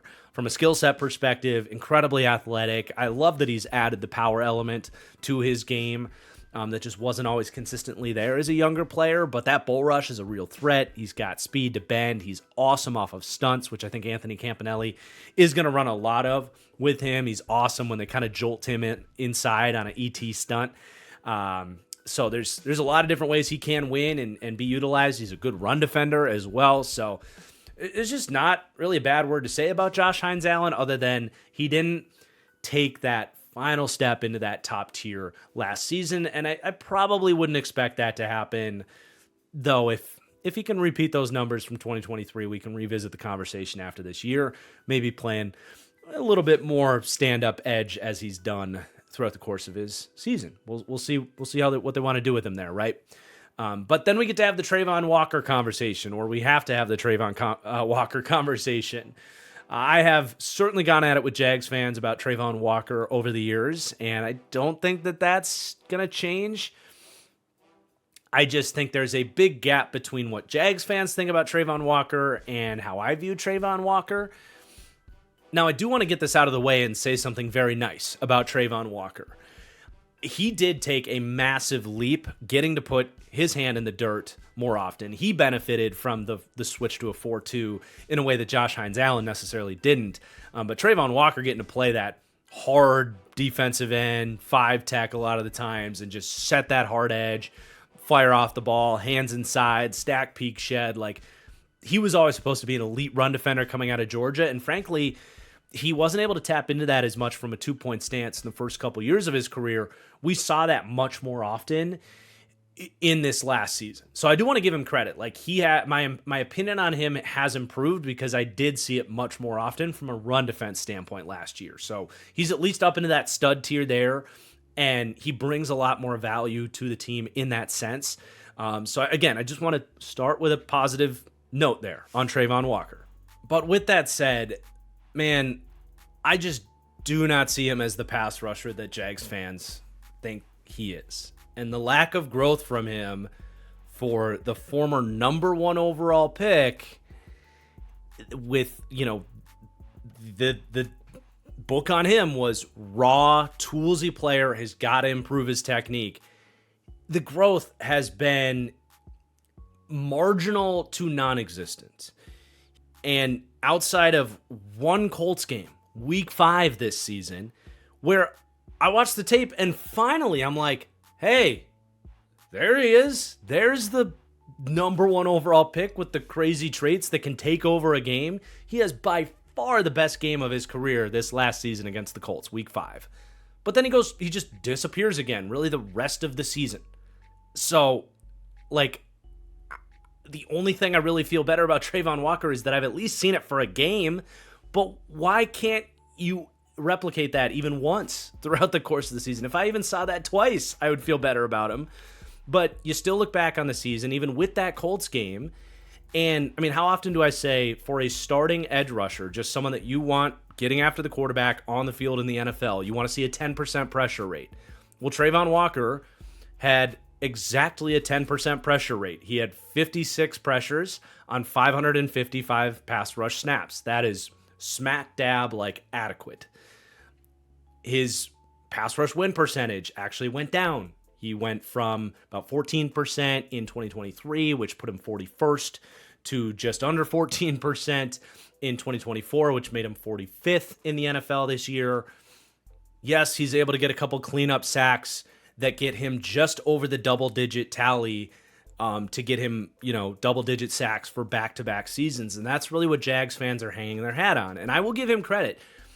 Because he's got the length and the athleticism and he's got rare bend at his size, he is better at finishing sacks than some other edge rushers in the league. And I think that contributes to him getting the ultimate double-digit sack total.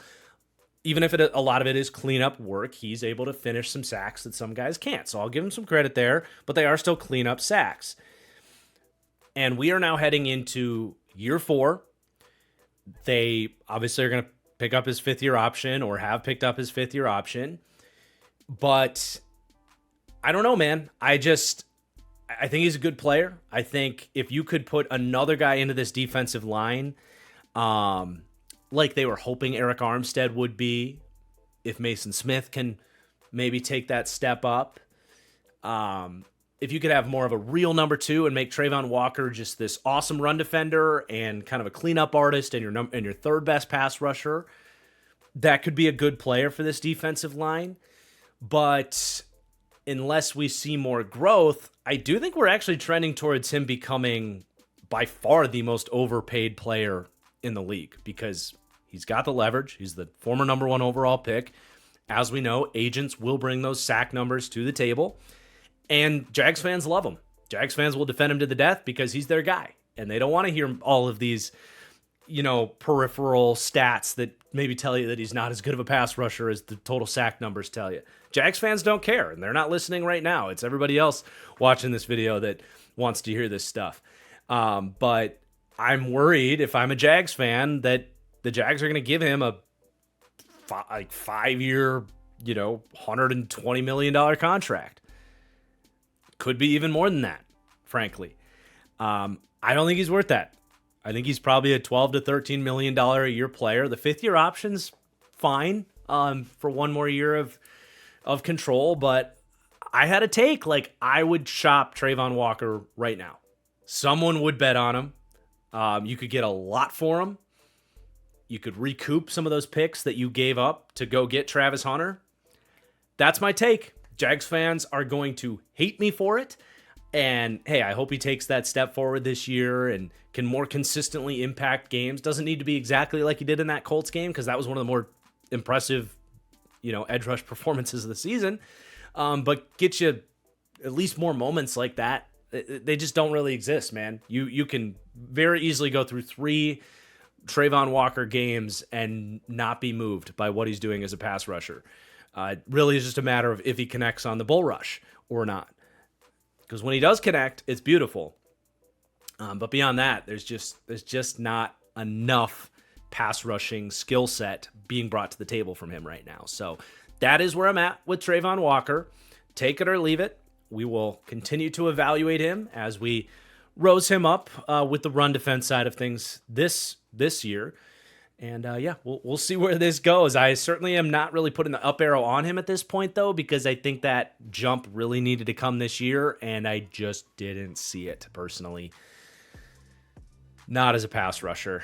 But I want to slide inside and keep the conversation with our starting players here. There is some interesting edge depth that we will circle back to, but there are a couple of interesting pieces on this defensive line still on the interior to talk about. And Eric Armstead is our next wild card, kind of pivotal factor for this team. A lot of people would look at the age. He will turn 32 this season.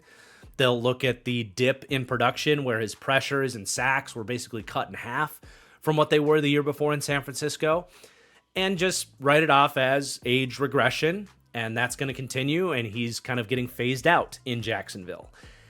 I don't know that that's a guarantee. In fact, I would say it's just as likely that he actually plays much better this season, even though he is getting older.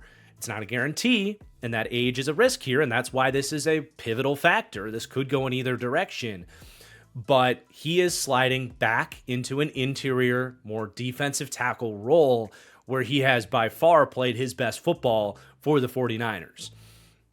In fact, just in 2023 there, in that role for the Niners, he had arguably his most efficient pass rushing season at 30 years old. So, again, I could see them getting a much better version of Arik Armstead, moving back inside, where with his length and, he does win with a lot of power thanks to that length and his quick first step, but his ability to cross guys' face with a rip move and use his athleticism against guards is a big part of why he wins. But the combination of that, the length and the quickness, is why he matches up much better against guards than he does against tackles. Tackles, on average, have much longer arms and are better athletes.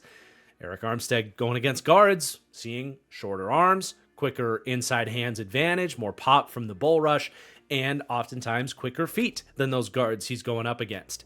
Now, it's not that he never rushed from the interior for the Jags last year, but it was a lot of work from the edge, and he's not an edge rusher. He's shown that in time. So he was miscast by Ryan Nielsen in the previous regime. They viewed him as their Cam Jordan, and they didn't need him to be Cam Jordan. They needed an interior presence. They already had Josh Allen and Trayvon Walker. So the everything we've heard is that he's going back inside, and that's a good thing for the Jags. So I do think there is a chance that you get something closer to the 2023 season, which was a real difference-making number 2 pass rusher. The type of guy that you can say, all right, if Allen's your 1, you've got Armstead as your number 2, and then Walker can be the number 3. That's a healthy setup in terms of team construction if Armstead can be that again. So truly a wild card. They could have decided to move on from him. New regime, all that. They would take a lot of dead money, but it wouldn't have been the most surprising thing ever with his age. But they did bring him back, and I think they are somewhat excited about him making this move back to his natural position. So that's a big one. And then another big one is Mason Smith. We still got to talk about Devon Hamilton as part of this starting rotation, but Mason Smith is also a very fascinating, in many ways, a wild card in his own right for this D-line. Now, I don't think the stakes are quite as high with him as Armstead, but this is a player with a ton of potential. A second-round pick last year, a highly recruited guy coming out of high school, goes to LSU. Really just, traits for days. The length, the size, the first step, it's all there, but missed a ton of time at LSU. Missed some time in his freshman season. His 2022 sophomore season, he tears his ACL celebrating a play. Not his fault. And then he ends up playing in 2023, effectively in many ways, his rookie season. And outside of a nice swim move, just not a lot of technique, high pad level against the run, and just a very raw prospect coming out that really probably could have benefited from another year in school, but decided to come out. And the Jags, as Trent Baalke likes to do, bet on the traits. And to be honest, it was about what you would expect for the first 2/3 of the season. He played a decent amount, but couldn't keep his pads down against the run, didn't get you too much of a pass rush. But in the final month of the year, especially that Raiders game, he showed you some real flashes. And I've always had an interesting gut feeling on Mason Smith that kind of like my brain tells me no, but my gut tells me yes on him. And it did certainly pique my interest to see him come alive at the end of last season. And he's absolutely going to be a part of this rotation. He's going to have all of that opportunity to do that. I love having Arik Armstead there to kind of pick his brain, because I think he can win in very similar ways. I think he flashed a little power down the stretch like Arik Armstead likes to win with. So they don't need to get anything from Mason Smith, but if they do, that would also really get into the equation to be a difference maker there. So we'll see. And then you also have Devon Hamilton, who I think those 3 guys are kind of your rotating 3 starters at defensive tackle. And Devon Hamilton has not lived up to the contract that they gave him. He hasn't, I think, been fully healthy. He hasn't been as stout against the run, but he's still a big body. He still plays the run with good technique, and he is going to be their best interior run defender, though that's where that C+ grade for the D-line run defense comes in, is he's just on the very bottom end of getting the grade of being a good run defender. He's not a great run defender, but he's stable. But for example, the 76 rating gets him that green code for the run defense. If it was 75, that would have been yellow. So that's kind of the line he's at as their best interior run defender. And then you have Eric Armstead, who, while his pass rushing should benefit moving inside, his run defense does take a dip because guys will get under his pads, and he is lighter for a defensive tackle as opposed to being kind of an oversized edge. So that's a trade-off that they're going to live with. Mason Smith has been brutal against the run, and I certainly wouldn't expect big gains there from him. And then you got Jordan Jefferson, who's kind of a try-hard late-round pick that is decent rotational depth. Tyler Lacey's kind of a tweener, drafted for a previous regime, and then undrafted types. So while you have one of the best run-defending edge duos in Josh Hines-Allen and Trayvon Walker, that is part of where some questions about the run defense come in for the D-line. But Hamilton is at least a nice piece there. And then you have that edge depth we mentioned. So 3 new additions here, all kind of do different things. So you have Emmanuel Ogbah, Dwayne Smoot, and Dennis Gardeck. So Ogbah is kind of this big thumper tweener type. I imagine he will play a lot of defensive end here, eat up some good early down work defending the run. He played pretty well doing that for the Dolphins last season. He could technically step inside and give it his all in a interior defensive role. It wouldn't be a huge surprise if we see more odd fronts with Hamilton as the nose and Armstead and Ogbah as kind of defensive end types. That would be more of a natural run defense setup for both Armstead and Ogbah. So at least, that's an area where the coaching staff can prove that they can kind of elevate and put these guys in advantageous positions to succeed in different, situations for the defense. Dwayne Smoot, more of a balanced edge 4 type. He's not what Jags fans remember from him years ago, where he was kind of a sneaky, quiet, good number 3 edge rusher that could impact some games. It's been a while since he's made his presence felt, but still kind of can win occasionally with that awkward build of his.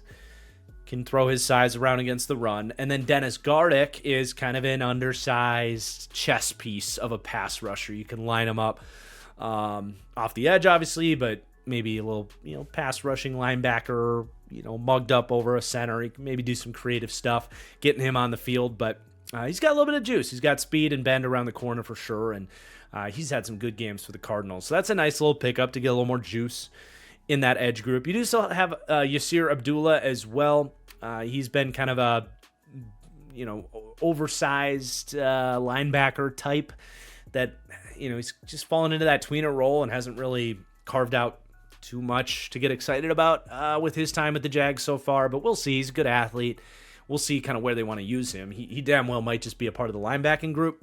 And then Miles Cole, I don't know if he'll make this team. I mean, that was a Trent Baalke project that was drafted literally just off of length. He's genuinely one of the worst football players I've ever seen, and he's frustrating to watch because you look at him and you say you should be good, but he's not a football player, man. 6 years in college and no development to speak of. So I'm not a big believer in Miles Cole there.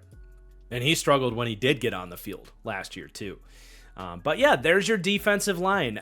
There's a lot of potential here, man. It's a good pass rush no matter what. They have pieces. I think it flirting just on the cusp of that top 10 makes a lot of sense. And it could reach their potential as a top 5 or so pass rush too. I don't know that I'm betting on Trayvon Walker to take a leap, but especially with those interior guys, if they can really elevate and be more of a presence here with Armstead and maybe even Mason Smith, this could become a much more fearsome group, although it's already going to be a handful. They got a multitude of dudes that are tough to block. Run defense, however, maybe a little bit more of an undersized group on the inside. But let's go to the second level of the defense with this familiar linebacking duo. This will be year 4 of Foye Oluokun and Devin Lloyd together. And now, in their third system in as many years. But it's a good duo, man. They rank inside the top 10. So for overall linebacker rankings, they rank 10th with a B grade. And then for linebacker coverage, they rank 8th to 9th in the league with a B- grade. Just not a lot of great linebacker coverage duos in the league today. But for run defense, they actually get a higher grade of a B, but they rank a little bit lower, overall 9th to 14th compared to the rest of the league. So a good duo. I think we feel pretty damn good about what we're getting from this group. Not a ton of extra upside to speak of, I think, and really not much of a floor below this to speak of. Oluokun heads into his age 30 season. I think he's still got plenty of juice to say that we're not really seeing regression. I think he going from a 3-4 system to a 4-3 system was different for him. We did see a drop in his total run stops and efficiency against the run. He actually missed more tackles last season than we're used to. Nothing brutal, but he's been kind of a 8.5% missed tackle guy, which is above average. Last year he missed about 12%, so a little bit of an uptick.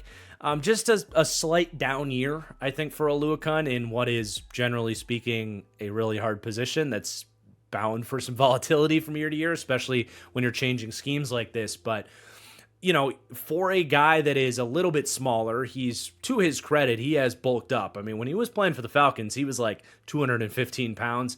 He's a good 230 now. So I don't really want to call him undersized. He's about the same size as Roquan Smith.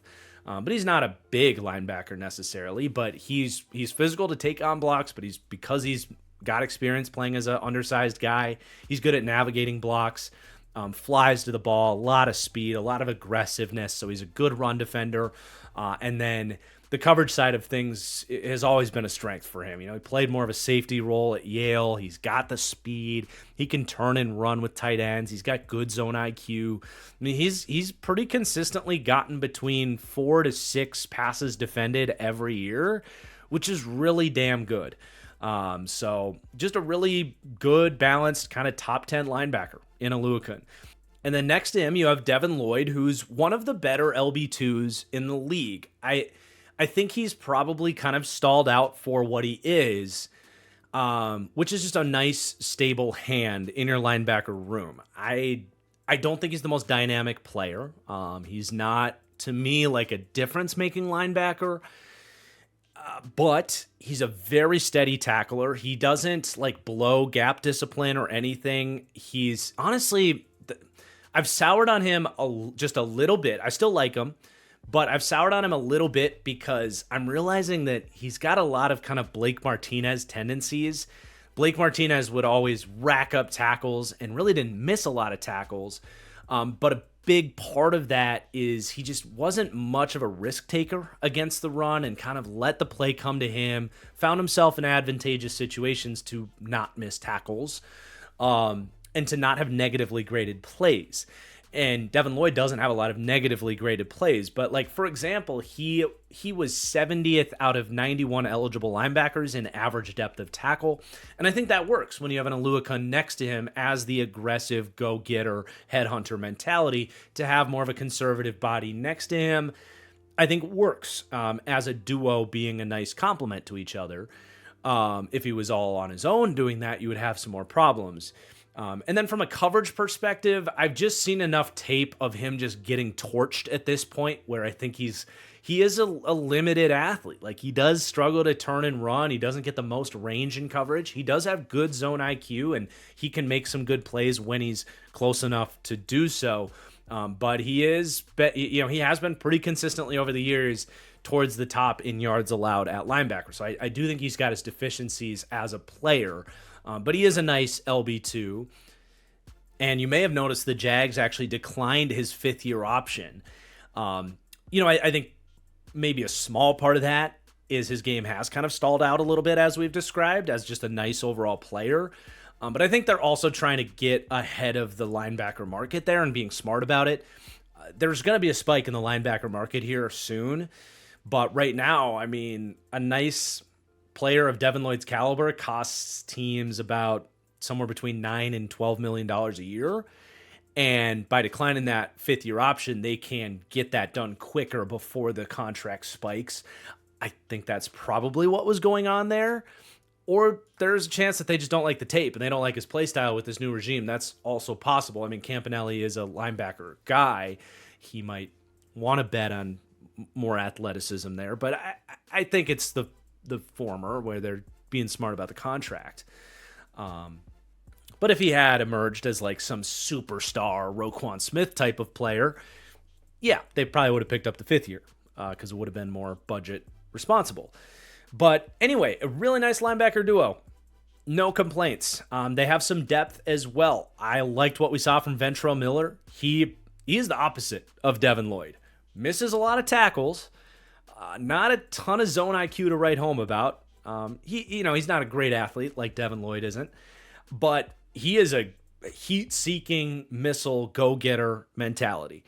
And I love it. He plays linebacker like it's 1960, and it's just fun to watch. So you're going to get a lot of high-end plays, even some high-end games from Ventrell Miller. I think he's a nice backup to have because you can get some of those high-end outings from him, and he's going to ball out on special teams. I mean, some of the good stuff he does gets you really excited to the point where I'm like, maybe if he leaves here in a year or two, whenever that rookie contract's up, like maybe someone could view him as kind of like a Denzel Perriman type of starter. I think there's a little bit of that in his game. So I do put the eyeball emoji on him just because he does fascinate me. If nothing else, he gets the eyeballs because when he's in, you should enjoy watching him because he is a throwback. But they do still have Chad Muma. They drafted him with Devin Lloyd, and he really has not developed. So he's just kind of a backup at this point, not really expecting much from him at this stage, especially because they did draft a pair of rookie linebackers. So Jack Kaiser, he's a floor raiser, smart guy. He plays with some aggressiveness and instincts. He could surprise, but I didn't see the difference-making traits. I don't even fully understand why they really drafted him because they have enough depth here, but yeah, he's another nice depth piece for a rookie. He should be able to step in and not get lost, I think.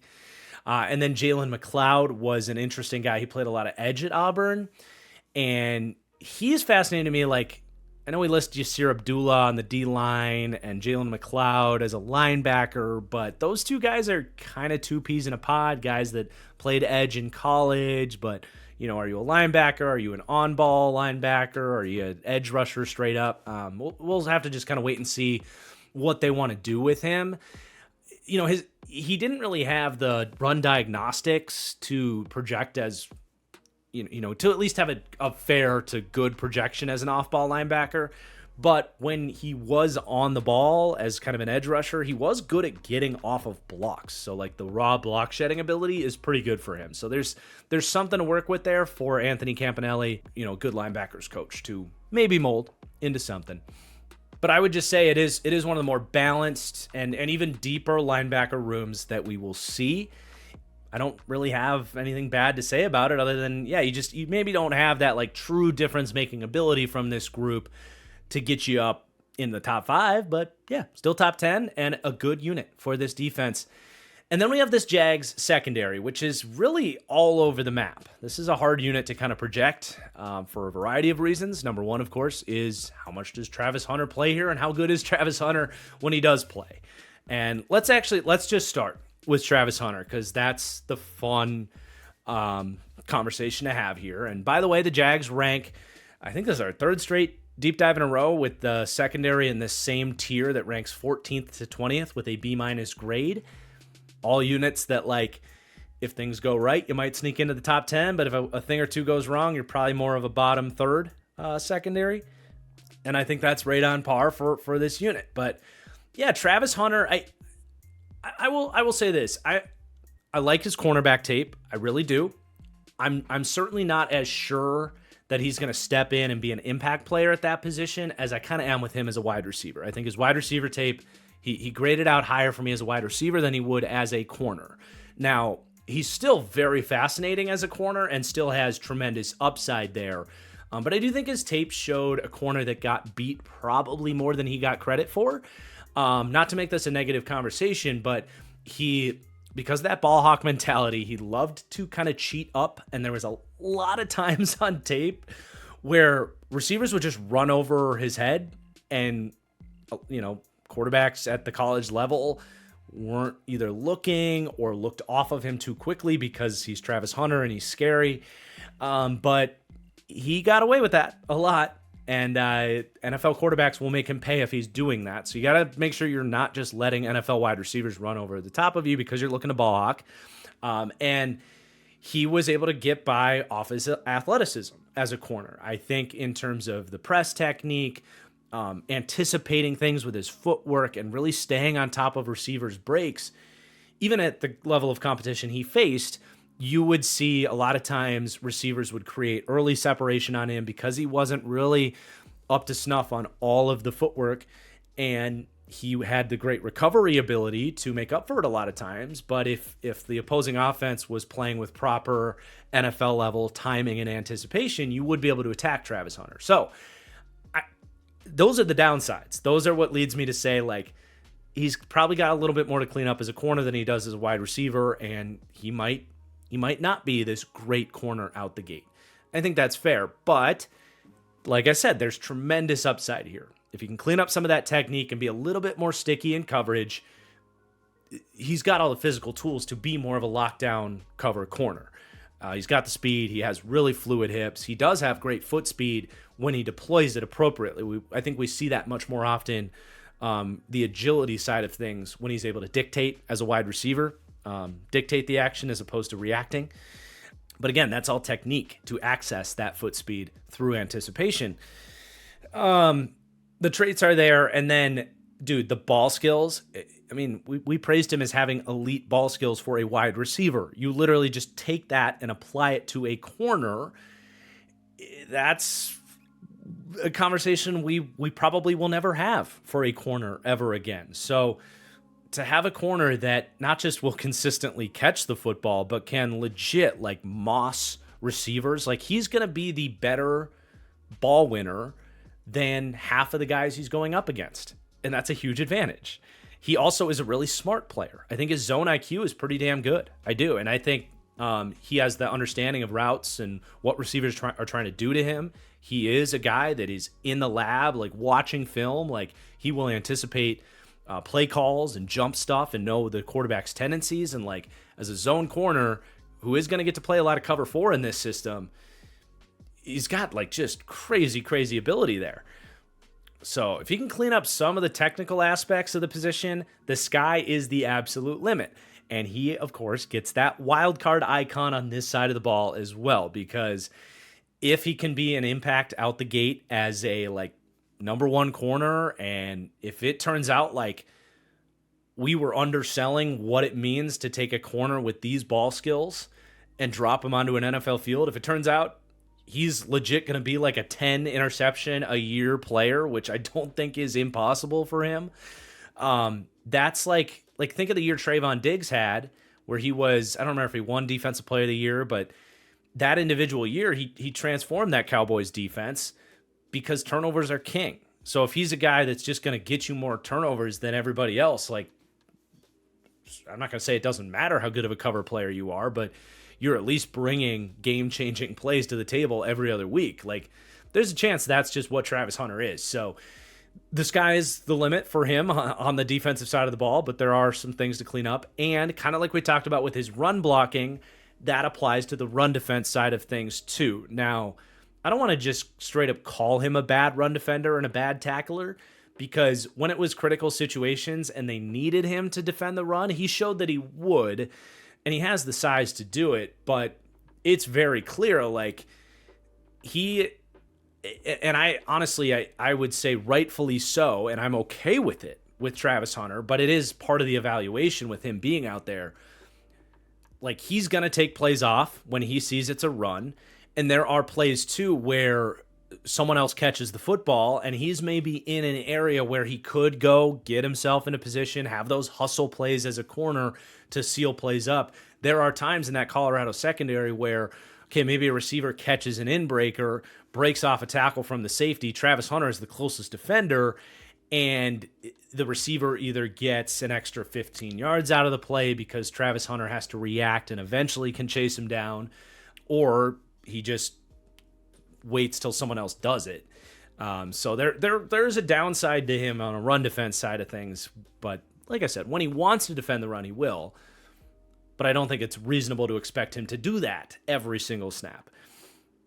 And then the last question mark, again, like we said with wide receivers, is just how much do they use him? How much is he a starting corner to impact this secondary? Only time will tell on that. So very fascinating conversation with him. Very excited to see how it goes there.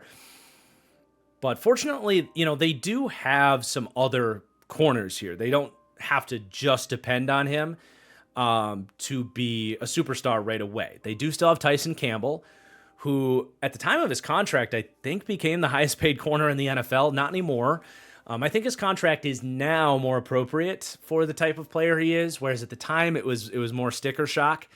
Now we've got Pat Surtain, I think, makes 30, and J.C. Horn makes like 25 mil. Like, they're in a tier now above Tyson Campbell, and it makes a lot more sense, I think.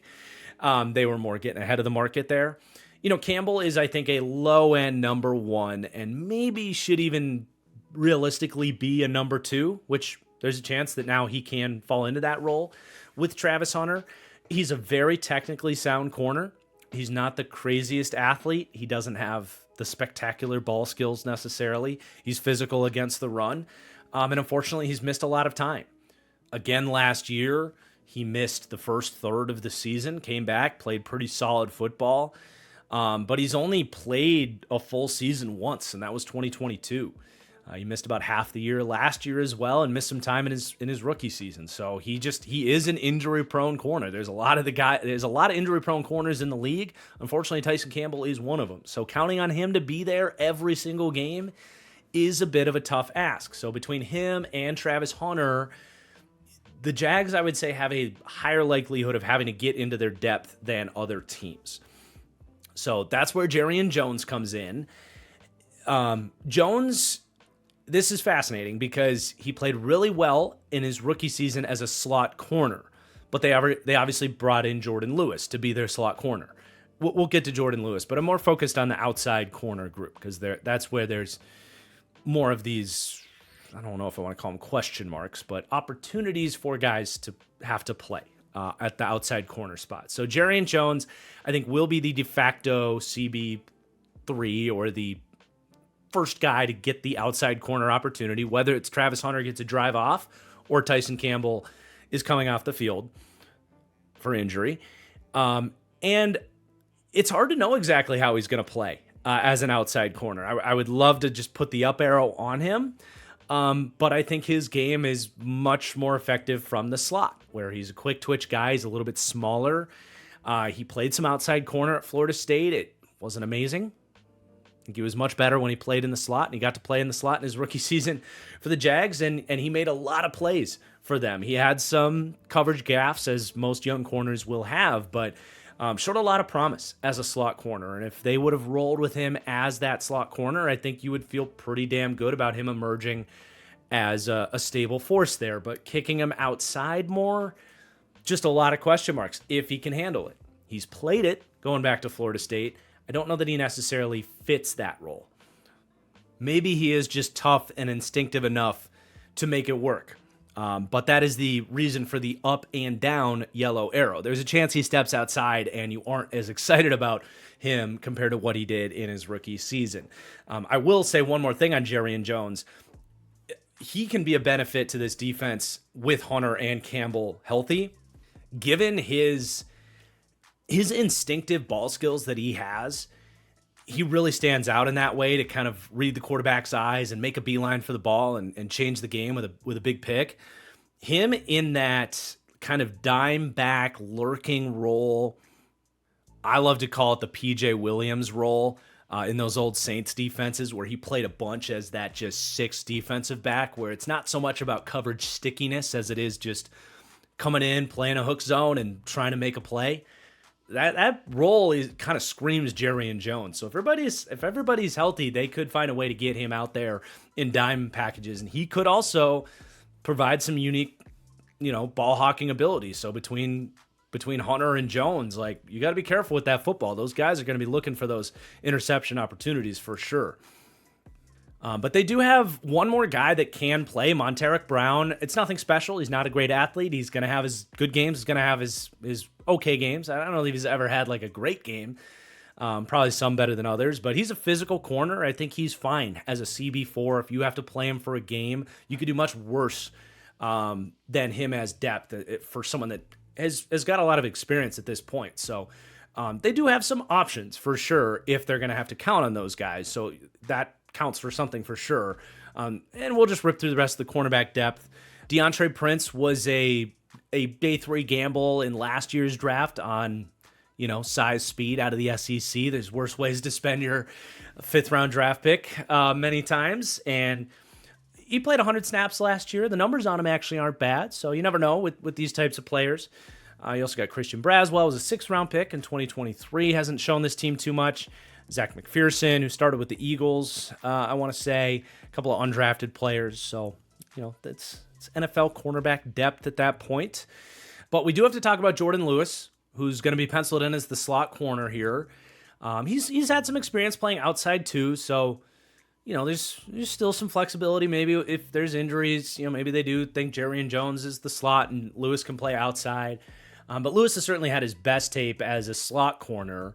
Quietly had an 8-year career in Dallas already.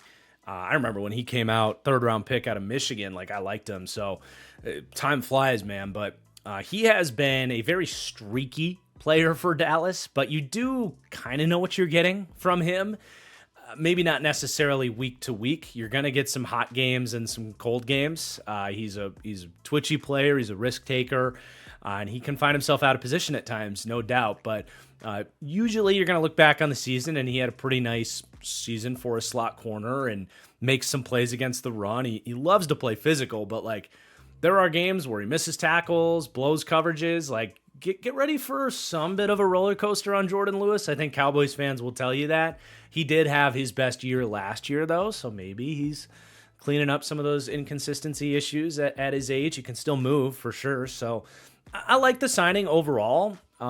It was definitely at least fascinating, though, that kind of felt like they could have just rolled with Jerry Jones as a slot and used that money elsewhere. But you need corner depth and gives you a little flexibility. So I don't hate it, but it $10 million. It was that's good money for Jordan Lewis. I will say that. Like, that's at the very high end of what I would pay Jordan Lewis. He's a nice player.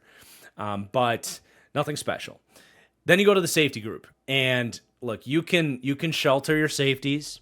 It doesn't decimate this secondary ranking, but it is a little bit nerve-wracking to look at probably the worst safety duo in the league here in Jacksonville. I mean, Darnell Savage just straight up should not be starting anymore, and if he continues to play like he did last year, this new regime very well might make the change to maybe like Caleb Ransaw, 3rd round pick, if they like what he shows. We'll talk a little bit more about him, but maybe Andrew Wingard, who's still hanging around here. Definitely a higher floor player than Darnell Savage. So they do have some other options, but right now it does look like it's Darnell Savage's job. I mean, he's a former 1st round bust. There's no way around it. Talk about bust. Like, he busts coverages constantly.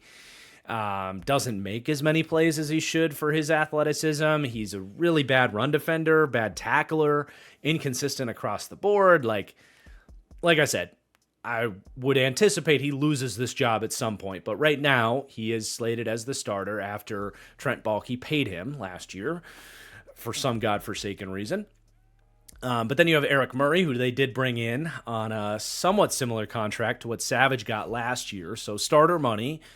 And he's more of a high floor player. He's had a nice year for Houston last year. Had to play a good bit because Jimmy Ward was getting banged up. But he's got that kind of slot corner, former cornerback experience that plays well on the back end because he kind of knows everybody's job. And, he's not the most instinctive playmaking coverage safety or anything like that. He's not the best athlete to have a ton of range and stickiness on the coverage side of things, but he's fine. He's consistent. He is the definition of the word safety. And he's an okay tackler. He is built like a corner, so he's not really built for the run defense demands of playing safety, but he's an okay enough signing. He was one of those sort of raise the floor so that you can evaluate the roster type of signings.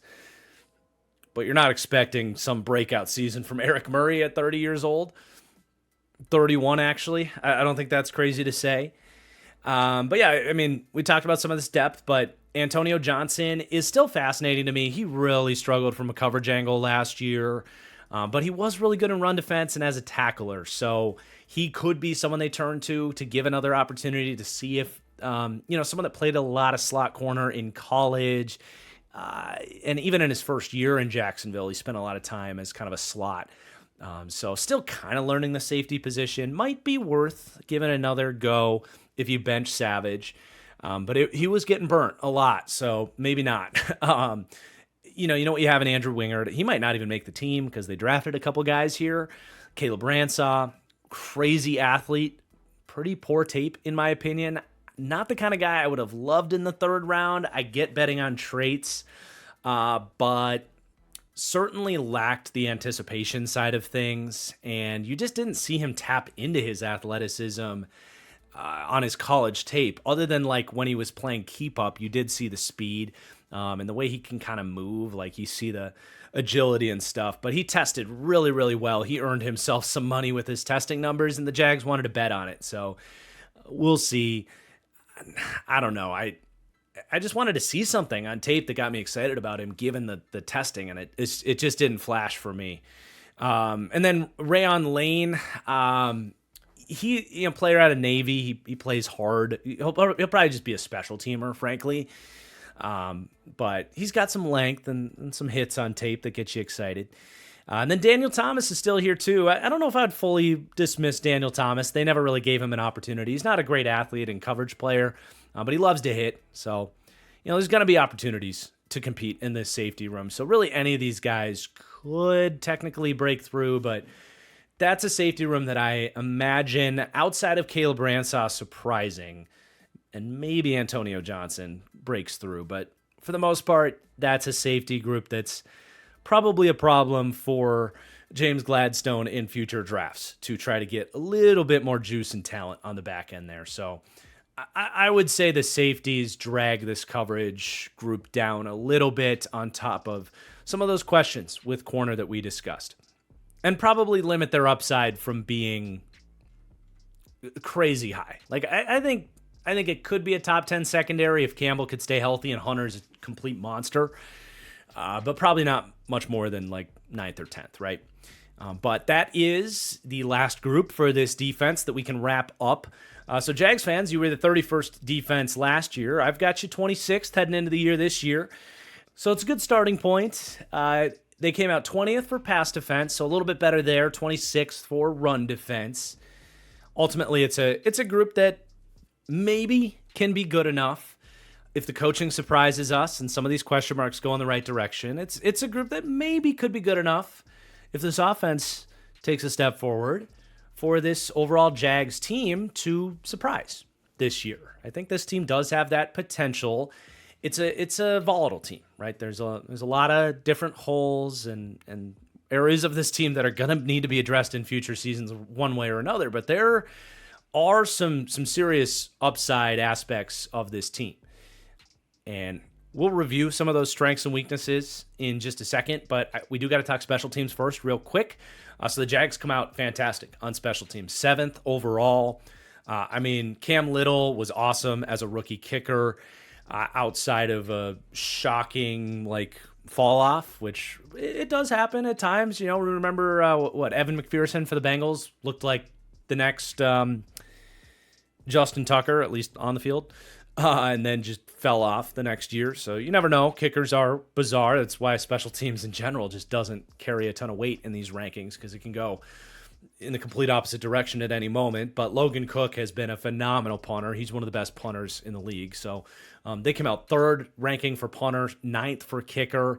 They have a good punt returner in Parker Washington. He hasn't shown nearly as much as a kick returner, but he's expected to do both, I think, this year. So they came out with a good grade for the returner, 7th to 13th there. Washington had, I think, a 96-yard punt return last year. That's it's not nothing. And then they are maybe dinged just a little bit because of that benefit of the doubt coach and culture slider that we have where, as we said at the top of the show, they do rank a little bit lower there. But yeah, 7th for special teams. So just to recap here, 23rd on offense, 26th on defense, and 7th on special teams. For those looking at the graphic here, there is a simplistic beauty about this Jags team. They actually have a 79.3 final rating, both on offense, defense, and for the overall team rating. So pretty to look at there. But let's recap the strengths, weaknesses, and most importantly, those pivotal factors that could lead to this Jags team transcending this 25th ranking, or maybe finishing a little bit lower. But for the strengths, I have explosive weaponry. This is what stands out the most to me about this Jags team. I mean, we obviously talked about the overall upside between Brian Thomas and Travis Hunter, but they got some big play threats, not just those two, although those two are a big part of it. You know, I think Trevor Lawrence being able to access the vertical passing game, despite some of his frustrations as a quarterback, he does have a big arm and will let it fly to those guys. And then even the running backs, despite their deficiencies, they have explosiveness as well. So this team does have speed and big playability. And then the rest of their strengths come with the defense and special teams. So pass rush is a strength for me for this team. Linebacker is a strength. And then special teams is a strength. So this team does have legitimate strengths. I think that's a stronger list of strengths than any of the teams we've previewed so far. And then the weakness is, you know, overall, like I do think this front office did a good job making sure they don't have like damning weaknesses with some of these low-end veteran signings. I do still think the offensive line is in general a weakness. There's some aspects of it, just to look ahead to the wild cards, like the offensive tackles have upside that we discussed. Like if those guys hit their upside, maybe the offensive line won't be a full-on weakness, but certainly relative to the rest of the league. Like we had them ranked as the 28th offensive line, and I don't see too much upside to be better than that. So I feel pretty comfortable saying the offensive line is going to lead to some shortcomings for the offense. And that also ties into the run game. Like even if things do go well with the offensive line, it's probably from a pass blocking standpoint. You know, like Anton Harrison's not much of a run blocker, for example. So like, you know, they're gonna have to be a pretty pass forward offense, I think. And the last weakness there, that's safety tandem. That just might be the worst group of safeties in the league, even if the secondary at large is in decent shape. Let's hit on those remaining wild cards for this team. So Travis Hunter is the biggest of which. How much does he play on both sides of the ball, and how good is he at doing that? There's an upside of things that can transform this team. There's a world where they got a superstar corner and a superstar wide receiver ready to go in year one. There's a low end of things where they traded 3 first-round picks for a guy that turns out he maybe can't do what, you know, has never been done before and be a two-way player. Like there is a big spectrum on the Travis Hunter side of things, both good and bad.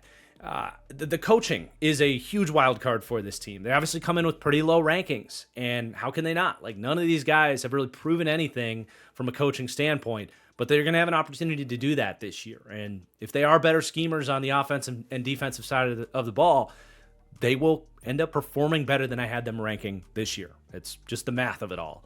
And then I put in Eric Armstead as well, is a big wild card, getting back to more defensive tackle stuff. Can they get more of a real number 2 pass rushing impact on that defensive line to round that whole group out from where it's a good pass rush to being like a great pass rush that can take over games and help everything on that defense in a way that they fell short of doing that last year, in large part because Armstead wasn't the guy we are used to seeing him playing at mostly a different position. But at his age, there's no guarantee they get that from him. But let's go ahead and conclude with the schedule and my win total projection on the Jaguars. Vegas has their over-under at 7.5 wins. They are 24th to 27th in Super Bowl odds at 100-1. So that's kind of smack dab for our power rankings, so to speak. We have them 25th. They're right in that cluster. I always like to say Super Bowl odds are Vegas's power rankings. And then their division odds, they're actually second in this division, ahead of the Colts. We have not ranked yet at 3-1. I think the Colts are 3.5-1, so pretty close there. But as far as the Jags' schedule is concerned, I would say it's like average to maybe even slightly favorable. Like their own division is obviously, I'll just leave it at in the conversation for the worst division in football. I don't think that's controversial to say. But then they drew the NFC West and the AFC West, which are good divisions for sure, but at least have some winnable opponents in there between like the Raiders, the Seahawks, the Cardinals. None of those teams have been ranked yet, but I don't think any of those teams are out of reach for the Jags to beat. And they do have the Seahawks there at home out of that group instead of having to go out to Seattle on a long road trip to the one of the hardest stadiums, if not the hardest, to play in. But most notable is they drew both Carolina and the Giants as home games. So that is probably where it leans towards being slightly favorable for them to get those two opponents there at home. And then the Rams do have to go to London, which is a very long road trip for the Rams, where the Jags are used to playing. So that's not horrible. If you got to play the Rams, you might as well play them in London, I think, to just make things weird. That's a game where they probably would be a big underdog if it had to be in LA, but they have a chance at least at beating them in London, I think. That's fair to say. So ultimately, I still had them coming out under 7.5 wins. That's a pretty large over-under total for the 25th ranked team here, right? But with maybe a slightly favorable schedule, I think Vegas sees that as well. And that probably gets them from a 6.5 win total to a 7.5, which, like, I've got them projecting at 7 wins as our 25th ranked team. I think 7.5 is probably a little bit rich to bet. I would lean towards the under. Like, gun to my head, I would go under. I think there's too many questions. A little bit too loose in some position groups. Gun to my head, I would go under. But I would stay away from this with my own money. And they certainly have the upside to not just get more than 7.5 wins, but if things go really right for this team, they could create some of that magic from like 2022 and maybe be more of a playoff contender. I don't think that's crazy to be in their realm of possible outcomes, but certainly not the most likely, I think. So there is your Jags breakdown. I really hope you guys enjoyed. I want to hear from you guys where you agree, where you disagree. Who do you think comes with the 24th spot in this series? Really looking forward to hearing from you guys. Please do hit that like button on the way out as well. Make sure you subscribe so you don't miss our next deep dives. But thank you so much for watching. I really appreciate you guys. The excitement for this series has been off the charts. I want to say every episode is over 40,000 views right now, which is certainly a record for us. So love you guys. Thank you much. Thank you so much for watching, and I'll see you for the next one. Peace out.